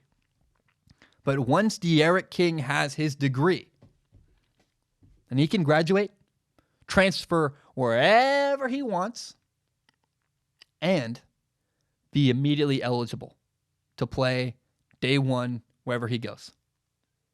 Getting his degree would allow him to be a graduate transfer and go anywhere he wants. Of course, he has to tell people he's staying. That's the only way he can get his degree and make it work. Personally, I love what D'Eriq King is doing. Whether he's planning to stay or not, what he's doing is he is using the system to his advantage. That's the word that comes to mind with me. D'Eriq King doesn't owe Houston anything. And he really also doesn't owe the NCAA anything. And what's cool to me is the world is changing. And culture with athletes is slowly changing over the course of this year and my lifetime. Things are just really, really taking a turn towards options and opportunities for athletes. Again, what D'Eriq King is doing is a brilliant way to use the system to his advantage and to his benefit. Kids now have more information than ever before with the internet, with cell phones. People are now more aware of their options. So whether he's planning to stay or leave, clearly he's found an option that's better for him, and it's an outside-the-box thought that no one's really done before. And to me, that's really, really cool. What's interesting is the big divide between older generations and younger generations. Younger generations look around and go, I don't need to put up with nonsense anymore. I don't. And older generations will get mad when you say that and go, well, Zach, or whatever it is, you got to remember, you need to struggle. And yes, I lived in a mobile home my life. My brother, dad, I've been through a lot of struggling. A lot of people have been through struggling. I'm sure D'Eriq King's been through struggling. People will say, you should stay at the University of Houston. You should do this because you're going to learn something and all this stuff. And that's great. But D'Eriq King has a plan clearly. And he doesn't want to put up with nonsense anymore. Maybe he doesn't like his head coach. Maybe he wants to play at a better program that can actually win games. Who knows what's going on? But clearly D'Eriq King has a plan. And I don't know that we really know his plan. He might be telling us one thing. I don't think he's really telling us honestly what he's got planned. But whatever he's doing, it's a wild, outside-the-box way of solving a problem. And I love it. And clearly, by the way, he's committed to getting a degree. So that's the NCAA should be really happy with that. I don't know what he's going to do. My guess is he's planning to leave. Go to a better program. Be the star somewhere at a big school, like a bigger school. I know Houston's a big school, but maybe a top-level Power 5 conference. Maybe he just doesn't like his coach. Who knows? I'm speculating. Maybe he loves Dana Holgorsen. Maybe he's planning to stay and he wants to just finish his degree and then have an easier class load so he can focus on football next year. Who knows? But the truth is nobody does. Nobody has any idea other than his family and him. Nobody knows what's going on. So I'm just going to follow this story and see how it progresses because I'm really curious. I've never seen a guy totally healthy, not in danger of losing his job, decide to suddenly redshirt and take the year off. Never happened. A guy who clearly loves football. So I don't know what's going to happen next, but I'm excited to see what does indeed come to fruition for De'Aaron King. All right. It's time for Ask Zach. This segment is the way I end every single one of my podcasts. People who support me on Patreon, patreon.com/Zach Schaumler. It's $1 a month. You can give me more money if you want. It would really help me. I'm trying to get my own apartment. It would help me pay my bills.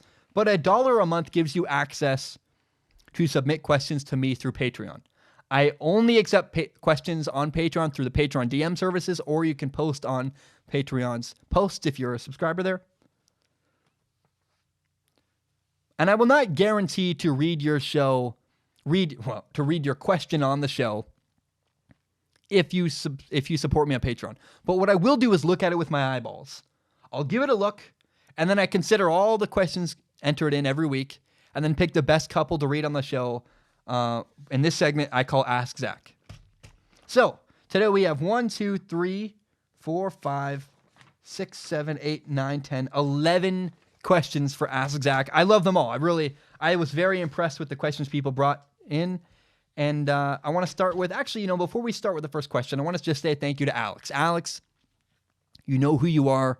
You sent me a very kind message. I sent you a message, but I also just want to say publicly, Alex, I really appreciate you. You're awesome. And I just want to shout out to you on the show because you're a big supporter of mine, and I just appreciate you a lot. So Tyler writes in. Tyler says, "Hey, Zach, love the podcast. Keep up the amazing work. I have a question, though, for the Ask Zach, for the segment. Sweet. He says, what 3-0 teams do you believe are legit contenders, and what teams do you think are flukes?" So, Tyler, there are 7 undefeated NFL teams. 7 teams are 3-0. The Bills, the Cowboys, the Packers, the Chiefs, the Packers, the 49ers, and the Rams. And you left the term, who is a legit contender? That's kind of up for interpretation. Here's how I'm going to interpret that. I say legit contender means they have a chance to win a Super Bowl. I think 5 of the teams that are 3-0 have a legit chance to win a Super Bowl this year. The Cowboys, the Packers, the Patriots, the Chiefs, and the Rams. All 5 have, and to different levels, a combination of coach, quarterback, defense, and offensive line that is capable of winning a Super Bowl. For example, the Patriots have a way better head coach and a better quarterback, but a weaker offensive line and a good defense. And the Cowboys have a coach I don't really believe in is weaker, but a great quarterback, a great offensive line, and a great defense, right? So to varying degrees, they have the 4 ingredients I think you need to win a Super Bowl. Again, the 5 teams are the Cowboys, the Packers, the Patriots, Chiefs, and the Rams. Of the teams that are undefeated that you brought up and asked me to talk about, those are the 5 that I think are contenders. Now, the Bills and the 49ers are also undefeated. They're also 3-0. And those are not flukes, right? They are playing pretty well. They are good teams. And of all the average teams in the NFL, I think the Bills and the 49ers are kind of the top level of the average teams. They're the upper middle, would you have. The Bills and the 49ers both have good rosters, coaches I like. Now, the questions for both of those teams are, the quarterback. The Bills quarterback, Josh Allen, is a second-year quarterback. He's still young and pretty raw. I don't think he has a chance to win a Super Bowl. No matter how good his team is, I don't think he's quite ready. And the 49ers quarterback, Jimmy Garoppolo, is a guy I just don't trust it. He's had a good game. He's had a couple bad games. He's just kind of all over the place. And I really need to see a lot better from him down the road and more consistently better in order for me to believe in Jimmy Garoppolo. He's fine, but I will say I love the 49ers roster, and I'm curious if their quarterback can step it up and win games. So those are the 7 teams that are undefeated. 5 of them are legit contenders, as Tyler would ask. CJ wrote in and said, "Hey, Zach, I'm a huge fan of the show and was wondering if you have considered making merch for the show." CJ, yes. I plan on making merchandise, t-shirts, and maybe pants for the show. Now, my life right now is in total chaos. I live in my friend's basement. I left my college. I'm trying to get my own place. There's a bunch of stuff going on that is very, there's a lot going on. I'm pretty stressed. I'm trying to just make content as best I can. And once I get settled and kind of get on my feet, then merch will come. I think I could make money actually selling t-shirts. I think it'd be really cool. But I don't want to just do it for the money. It's really important to me to not rush it and do it the right way. My goal with merchandise, if I'm going to sell something, I want to do it right. I want to make a good product, make quality stuff with good material that I would wear. Because my goal is to make a bunch of t-shirts and then only wear my t-shirts that I sell. Because here's what I love doing. I love waking up in the morning and you walk over to your dresser, you open the drawer and you go, and most people look at their dresser and go, what am I going to wear today? I hate that. I hate making the decision, what am I going to wear today? There's a reason I wear the same shirt on the podcast every single day. My goal is to wake up and go, hey, I have 5 shirts. They're all the same. They're all Strong Opinion sports shirts. And no one can ever give me crap for wearing a shirt that's my company, because guess what? My company, I can do whatever I want. So my goal is to make shirts that I think are high quality, that I want to wear around every single day. So I'm still figuring that out, but when I have shirts and merchandise, I will definitely tell you guys. I think it'd be cool to make hats, and I think sweatpants would be cool, all kinds of stuff. But for now, I'm not sure when it's going to happen, but I am working on it. And I promise you this, right? The only thing I promise with Strong Opinion Sports always is that I will make quality. I want to always promise my content will be the very best content it can be. And that includes my merchandise. I want to make high quality, really good shirts that I would wear all the time that are worth selling to you guys. CJ, thank you for your question.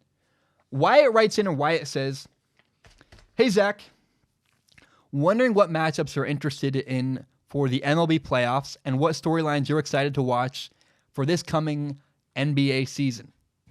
So what I did is, first of all, number one, I absolutely love the MLB playoffs. I love baseball. Playoff baseball, when it matters, is one of my favorite things in the world to watch. It's truly special. When, there's tension and I'm on the edge of my seat going, is he going to hit that? There's a runner on second, and I don't know, a base hit scores the runner, and that's the tying run. It's just so fun and interesting. So for me, there are a couple teams on a collision course in Major League Baseball. The number one is in the American League, is the Yankees and the Astros. At some point, they're going to play each other, and you bet I'm going to talk about it. I'm going to watch. I'm going to love every minute of it. I believe the Astros are going to win, but I think Yankees-Astros would be a great series. Can't wait to watch. Then the winner between the Astros and the Yankees, one of those two teams, I believe, is going to go to the World Series and end up playing the LA Dodgers. And man, that would be a blast. Dodgers-Astros or Dodgers-Yankees. Probably Dodgers-Yankees is better for TV viewership because two great cities and two big giant markets and two cities with a giant fan base. Dodgers-Yankees would be really cool. But I just want good baseball. I want good drama. That's what playoff baseball is. Regular baseball is kind of boring, I'll be honest. In July, don't care. When baseball matters in the playoffs, I am all in. I love it because baseball, when it matters, there's nothing like it. Now, how about the NBA? I came up with 10 storylines to watch in the NBA this season that excite me. And even if you're not an NBA fan, I think you should listen to this because there are 10 storylines you can learn to follow that are really cool. Number one, my number one storyline is the Lakers. They have LeBron James. They have Anthony Davis. The question is, can they build something in LA? I'm curious to watch. Now, the Brooklyn Nets are another team I want to watch. They have Kyrie Irving. And eventually, they're going to have Kevin Durant. And there will be stress and weird questions on whose team is it? Is it Kyrie's team? Is it Kevin Durant's team? That's one weird stress that's going to happen. The other question I have with the Brooklyn Nets is, how long will it be before irrational New York fans start asking, where's Kevin Durant? New York fans are inherently irrational. They're going to start chanting and wondering, we want Kevin Durant. And it's like, he tore his Achilles, is injured, he can come. But for some reason, that's what's going to happen. And so I can't wait for that chaos. It's going to be fun. The third storyline I'm excited for is the Boston Celtics. They replaced Kyrie Irving with Kemba Walker, and I just wonder, is Kemba Walker a better fit at point guard for the Boston Celtics? I think so. It'll be fun to find out. My fourth thing is Zion with the New Orleans Pelicans. Zion Williamson. Is he even ready to make an impact in the NBA? Is he even ready? He's a young kid. He's a rookie.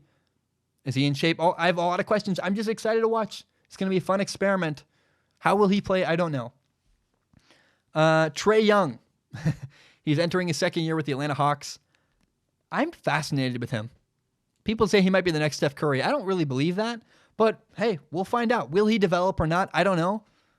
But I'm going to pay attention to Trae Young more than other. I know there's better rookies. Luka Doncic's fantastic, but Trae Young is the guy I have my eye on that I'm curious to watch, and I wonder if he develops as a basketball player.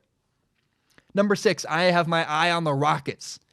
They have James Harden. They just brought in Russell Westbrook. Sounds like a train wreck. 2 ball hogs that want the ball all the time. Will it work? I have no idea. It'll be fun to find out.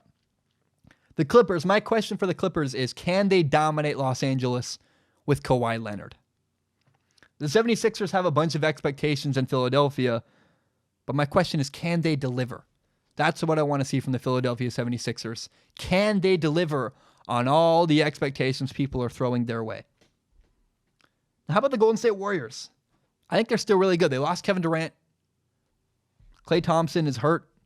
He tore his ACL. He's out. He'll be back someday. Don't know when, but eventually. But they still have Steph Curry, and they also added D'Angelo Russell.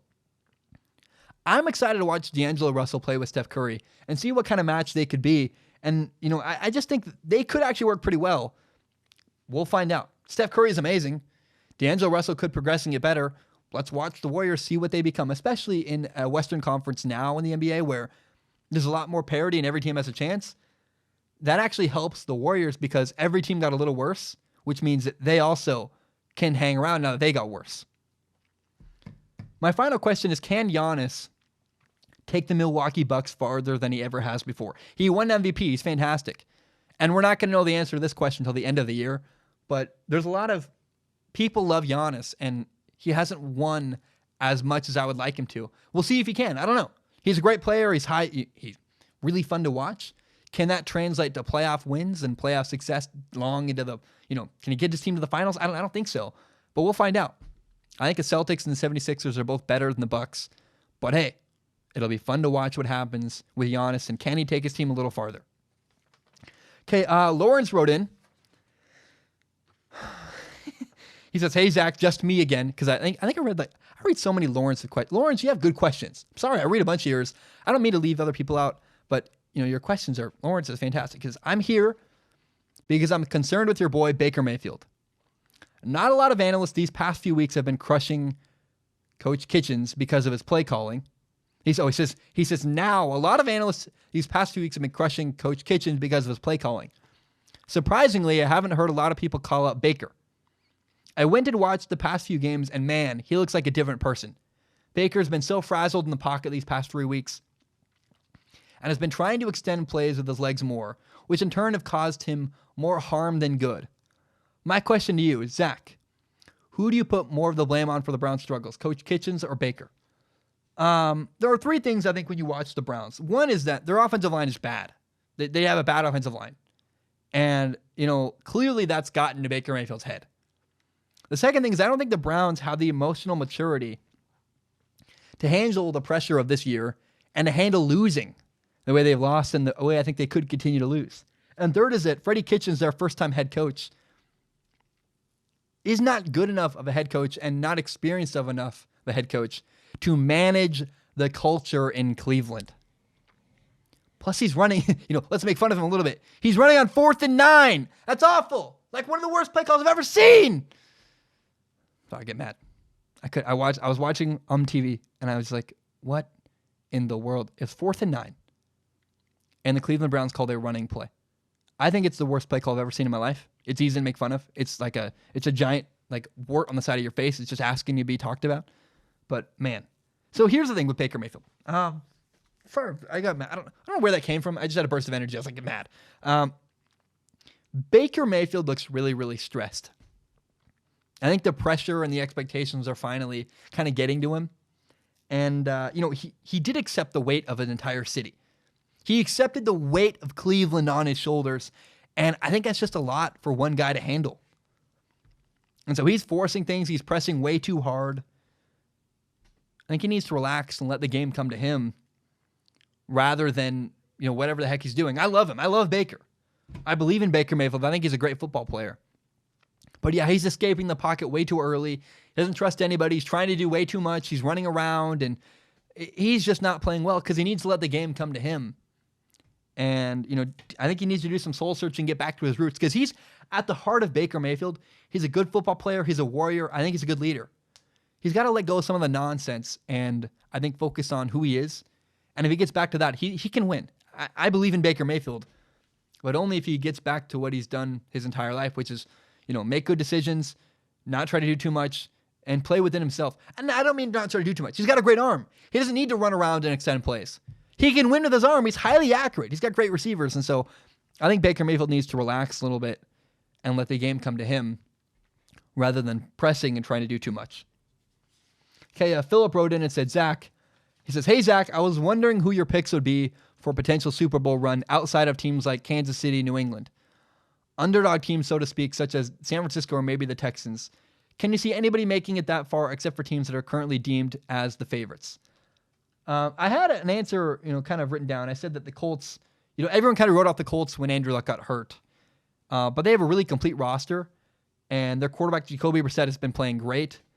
I think there's a chance that the Colts surprise people. Their roster is so complete. They can win. And Jacoby Brissett's good. Their roster's incredible. But I will actually, Philip, you asked me to go kind of outside the box. I think it's possible the Colts would be considered, one of those teams that everybody talks about all the time. Here's a team nobody's ever talked about. The Detroit Lions are 2-0-1. They should be 3-0. And I think they've elevated themselves from a team that is... They've elevated themselves from an average team to one of the upper middle teams. Like, of all the average teams in the NFL, I think they might be the best. And it's possible they are an elite football team. I like their quarterback, Matthew Stafford. Highly talented, good. They have a solid offensive line, a good defense, and a head coach that is interesting and young and doing some curious stuff. And so I don't want to, you asked me to, this is a reach. And Philip asked me if I could make a reach. So let's do it.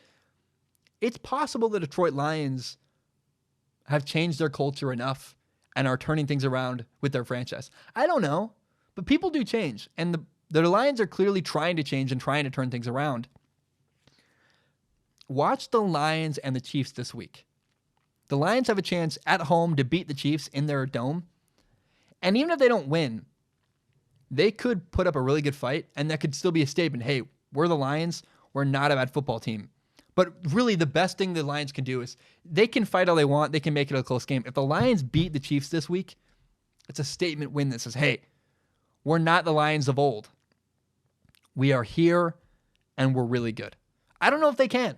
The Lions might get blown out by the Chiefs. But if they do beat the Chiefs, there's a reason for it. And I think the Lions could be showing signs of a team that is turning things around and becoming a high-level, possibly an elite NFL franchise.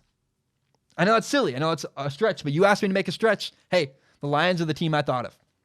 Micah wrote in and said, hey, one true question for the episode is, have you ever played The Last of Us? And how does The Last of Us 2 look? Wish you the best. First of all, man, The Last of Us. Dude, I love The Last of Us. It's a fantastic franchise. They only released one game. I like the DLC. I think it was the two girls, Ellie and the other girl. It was fun, man. I love Naughty Dog's developer. I love the developer of The Last of Us, Naughty Dog. If you know the history of Naughty Dog, they made the games Jak and Daxter. They also made Crash Bandicoot. I never loved Crash Bandicoot, but I did love Jak and Daxter. As a kid, that was my favorite series. And to this day, my two favorite video game series of all time are Uncharted and Horizon Zero Dawn. I love Horizon. I love that kind of game. But The Last of Us and Uncharted are both story-driven games. And the gameplay's fun. But the story of The Last of Us is so cool. And I love it. And I think The Last of Us 2 looks fantastic. The minute it's released, I'll be playing it. That's how I'll put it. I think it comes out February 11th. Man, you better believe I'm excited for The Last of Us. I don't play a lot of video games, but every once in a while, there's a game that's so good that makes me take a break from my regular life and begin playing games again. Horizon Zero Dawn did that for me. Any Uncharted game does that for me, and The Last of Us absolutely is one of those games that will make me change my entire habits. It'll be the first game I've played in 2 years, but wherever since Horizon came out. But you better believe, yes, I'm playing The Last of Us. It's going to be fantastic, and I will talk about it on the show because, man, apparently people like it, and I in brief little tangents throughout, between topics, yeah, I'll definitely talk about it. Sorry, I know it's a sports podcast. You asked, hey, that's the fun of this topic is I can say whatever I want. Stephanie wrote in and says, who do you think is the worst quarterback in the entire NFL? Okay, I'm not going to answer this the way she wants. The worst quarterback in the entire NFL I really don't know. But I will say there's a quarterback who's driven me nuts for years. And this guy infuriates me more than anybody else. It's a quarterback, the former Jaguars starter, Blake Bortles.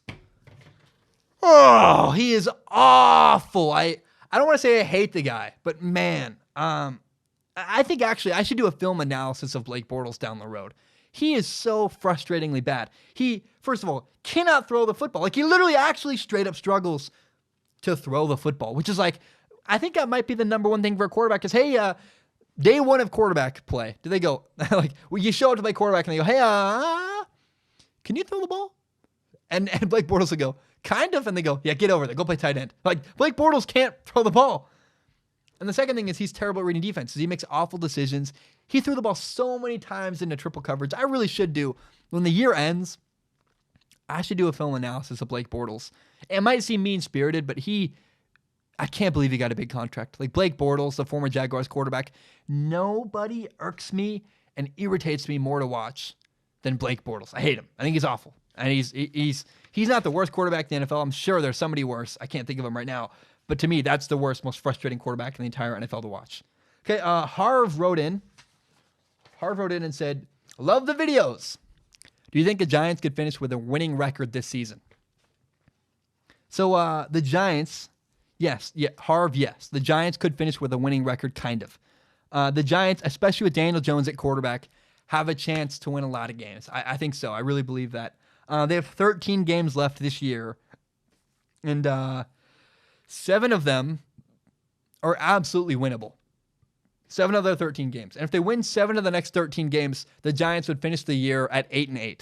The 7 games I think are winnable for the New York Giants are the Redskins. They played them twice. They can win both of those games. The Cardinals, the Lions, the Jets, the Dolphins, and they play the Eagles twice in the next 13 weeks. I think they could definitely win at least one of those games. So if they do that, the Giants would finish 8-8. Now, here are the teams I don't see them beating. The Vikings, the Packers, the Bears, the Cowboys, and the Eagles. And I think they lose to the Eagles at least one of the 2 times they play them. And they're not going to beat the Patriots. So I love Daniel Jones. I think they could go 8-8. That's a great hope for them. Now, maybe Daniel Jones can steal a game from a really good team, or maybe like the Vikings quarterback gets hurt or the Bears quarterback gets hurt, and then they win that game too. But Daniel Jones is still a rookie quarterback. He looks fantastic. Remember, he's a rookie. And I think the best hope for the Giants is to go 8-8 this year. That's their best outcome for their season. And I actually think they don't want to go 8-8 because it would give them a worse draft pick. And because you're not going to make the playoffs, I think the Giants should root for a bad year and a good draft pick so they can make their team a little bit better next year. But hey, also you don't want to lose intentionally, so it's kind of a weird middle ground. But yeah, the Giants, they have a chance to go 8-8. Maybe 9-7 if someone gets hurt. And so the Giants could finish the year with a winning record, in my opinion. Ben writes in. Ben says, which position is the hardest to evaluate in your opinion and why? For me personally, it's the offensive line positions. I find it really difficult to evaluate college lineman prospects. Ben, I'm really sorry. I'm not going to answer your question the way you quite want. I'm going to get a little creative, but I'm still going to speak on the topic you want. I think it's better than not answering the question. I'm not sure who the hardest position for me to evaluate is. I kind of just do my thing, and I don't know. I haven't run into that. I haven't run into a problem in any position yet. But what I will say is that I want to share my philosophy on how I evaluate players who are coming into the NFL. Number one is physical ability. Physical ability does matter. You want players who are really talented. I know it's not that is sexy. That's why people fall in love with guys like DK Metcalf. But I will say physical ability is not everything. This is where I think I differ a lot from other evaluators. Most evaluators get hung up on he's fast, he's tall, he's quick, whatever it is. And I don't think athleticism is everything you need to have as a football player. There are 2 other factors that are, I think, simple, but very, very important. Number one is when you watch film of a player, does he do his job properly every single play?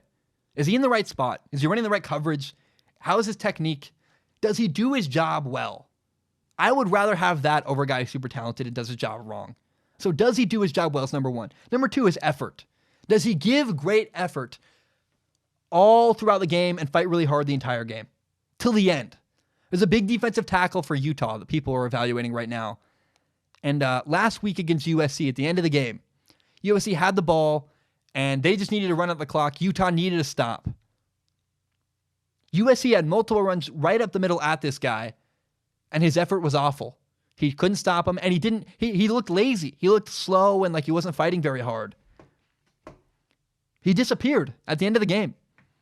And I watched that defensive tackle and said, oh, he's pretty good, but yeah, he just really sunk way lower down my board because his effort was not what I wanted at the end of the game. He didn't fight hard, and fighting hard matters.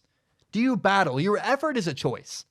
It's one of the only things. You can't choose how tall you are, but your effort is a choice. Do you fight hard or not?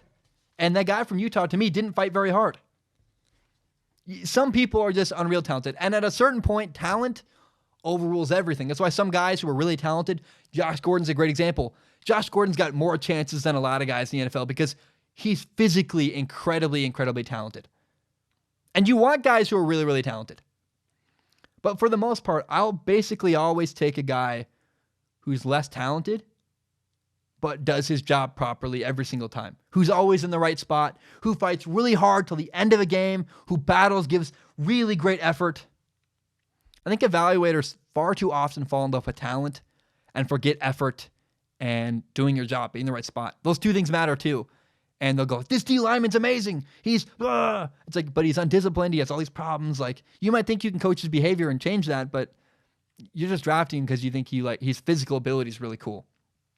Now, every once in a while, so I think physical ability is pretty overrated, but every once in a while, you get a guy who's got all three, who, is like Julio Jones is super talented.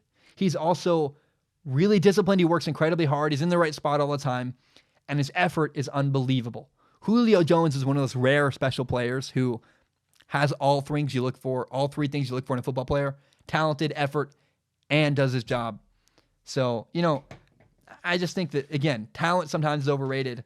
Pay attention to the other two things when you're evaluating players. Are they in the right spot? And how's their effort? Those two things matter a lot more than people give them credit to. Patrick writes in. Patrick says, hey, Zach, I love your show, and I really appreciate the effort you put into the show. Thank you. I love the show. I'm proud of it. I love it too, man. Thank you. He says, my question is, what is your opinion on this year's LSU team? Do you think Joe Burrow could win the Heisman? And do you think LSU has a chance to win the national championship? Greetings from Germany. Keep it up. Patrick, you're from Germany. I don't know how I missed that when I compiled the questions. Patrick, thank you for listening. That's really cool. I love when we have international listeners of the podcast. Patrick, LSU could get to the national championship. I'm not sure they could beat Clemson, but I like their team and I love their quarterback, Joe Burrow. Here's the obstacle in the way of LSU getting to a national championship. It's Alabama. On November 9th, they play Alabama at Alabama in Tuscaloosa in Bryant-Denny Stadium. I think that's what it's called. And if LSU can win that game, then the rest of their schedule is very manageable. They could actually go to the national championship, but they got to beat Alabama. The biggest game of the year for LSU is November 9th at Alabama. If they can win that game, that's their entire season. They can win that game. Yeah, they have a chance to make it to the playoff and go on to maybe get to a national championship. I don't think they beat Clemson, but they could if they can beat Alabama. That's the game. When you asked this question, that's what immediately popped into my head was, man, November 9th at Alabama's coming up. I like their pieces. I like what they got, but they got to win that game before we talk about national championships. The final question comes from Sam. Sam says, what do you think of the Saints after seeing them beat the Seattle Seahawks? I think the Saints defense played fantastic. They let up a little bit at the end, but by the fourth quarter, the game was clearly over. Also, Teddy Bridgewater showed he can still manage a starting quarterback role, which leads me to my next question. Do you realistically see Teddy Bridgewater being Drew Brees' successor? Look, Sam, the Saints roster is unreal. Like, they're super, super good. And I should have given that a little more weight when I made my topic when Drew Brees got hurt. I should have said, hey, even with Teddy Bridgewater, their roster is so good that they can win with average quarterback play, because they did. Now, here's the truth. They do not need Teddy Bridgewater to be Drew Brees. Teddy Bridgewater just needs to be a game manager. Against the Seattle Seahawks, he made great decisions, did a lot of stuff I like. And your second question is he Drew Brees' next successor? I did a whole film analysis about this. I'm still waiting to see what Teddy Bridgewater evolves and becomes. Can he make tough throws downfield in the tight windows? I have no idea. I don't think so. We'll really find out. But there's a lot to be desired from Teddy Bridgewater. However, there's also a lot to love. Is he the next predecessor? I don't know. But the reason why the Saints beat the Seahawks is because their roster is unbelievable. They had a defensive touchdown. They had a special teams touchdown. Clearly, their team is really, really talented. And they don't need a great quarterback to win. Guys, that is Ask Zach. Thank you so much. I'm going to move on to my last topic of the day. There are 8 games this week with really fun storylines. I want to discuss all of them. It's week 4 of the NFL season. The first game I want to talk about is the Titans at the Falcons. My questions for this game are, which team can avoid starting 1-3? Both teams, the Falcons and the Titans, started the year with big expectations. And for both of them, this is a really big game where they have a chance to fulfill their expectations. Can they, in fact, do it? The second game I want to talk about is the Chiefs at the Lions. The Lions are 2-0-1. They got off to a good start. And my question is, can they make a statement and beat the Kansas City Chiefs? Are they an elite team that can make a statement, or are they just another average team that gets clobbered by the Kansas City Chiefs? Who are the Lions? Their identity will be shown a lot this Sunday in Detroit. Number 3, the Redskins at the Giants. Can Daniel Jones, in fact, will Daniel Jones win a game he's expected to win? He should. The Giants are better than the Redskins, and their quarterback, Daniel Jones, is awesome. Can he make it happen again week 2? 2 weeks in a row, excuse me. Number 4, the Browns at the Ravens. The game is in Baltimore. My question is, are the Browns the doomed little brother? I think it's possible the Ravens clobber the Browns. Maybe not. But will the Ravens dominate? That's what I want to see next week, coming up on Sunday. Number 5, the Vikings at the Bears. My question is, whose quarterback plays worse? I don't know. Mitchell Trubisky's really subpar, but this is a big game. And guess what happens in big games? The Vikings quarterback, Kirk Cousins, is terrible in big moments. So we'll see. I don't know. I think that's going to be an ugly defensive battle. And my question is, can Kirk Cousins play well at the end or not? If he gets shown up by Mitchell Trubisky, man, his reputation's already in the drain. If he gets shown up by Mitchell Trubisky, embarrassing. Number 6, the Jaguars at the Broncos. My question is, first of all, can the Jaguars rookie quarterback Gardner Minshew keep it going and win another game? That'd be really cool. I'm rooting for him. Love him. He's my favorite football player in the NFL. I hope so, but maybe not. The next question is, first of all, can the Broncos win? They're 0-3. But can the Broncos even get a sack? You haven't gotten a sack all season. They're the worst in the NFL, and they have 2 good defensive ends and a good defensive coach. I don't know what's going on in Denver, but it's not working. They play at Denver. Let's see if they can get their first sack this week against Gardner Minshew and the Jacksonville Jaguars. Number 7, the Cowboys at the Saints. My thoughts are the Cowboys should win this game. Dak Prescott needs to take care of business. If he does, the Cowboys win this game and beat the Saints. But remember, first of all, the Saints head coach, Sean Payton, hates the Cowboys. He was an assistant with the Cowboys, and they did not hire him to be their next head coach. He had to go to New Orleans to get a head coaching gig. So he always brings his best and tries to beat the Dallas Cowboys to prove them what they missed out on. My question is, will Teddy Bridgewater elevate his play? He'll need to if the Saints want to beat the Cowboys. He might. He might not, but he might. That's what I want to see this week from Teddy Bridgewater. And number 8, the Bengals at the Steelers. If the Steelers start 0-4, the year is over. Look, the Bengals' year, I think, is already over. They're terrible. The Steelers have a chance. At least, look, here's the problem with the Steelers. They suck, but expectations were high because they're the Pittsburgh Steelers, and every year they've been pretty good so far. They have no leadership. Their team is awful. They're making a bunch of mistakes, and they're getting old. They cannot afford to start 0-4, and if already at an 0-3 start, they're probably already screwed. So, man, let's find out what's going on with the Pittsburgh Steelers. I just think they cannot afford to go 0-4. It's just a bad look and really embarrassing. Guys, that's what I think the storylines are going into week 4 of the NFL season. The Patriots do play the Bills. The Patriots should wipe the floor with the Bills. They're both undefeated. It's like people are like, the Bills and the Patriots. I'm like, yeah, I don't care. The Patriots are going to kill the Bills. That's all I have, guys. Thank you so much for listening. I really appreciate you. My name is Zach Shalmer. Hope you have a great day. And I'm going to edit this podcast, which will take me a million hours. So thank you so much. Ba-dum-bum. Bam. We are done.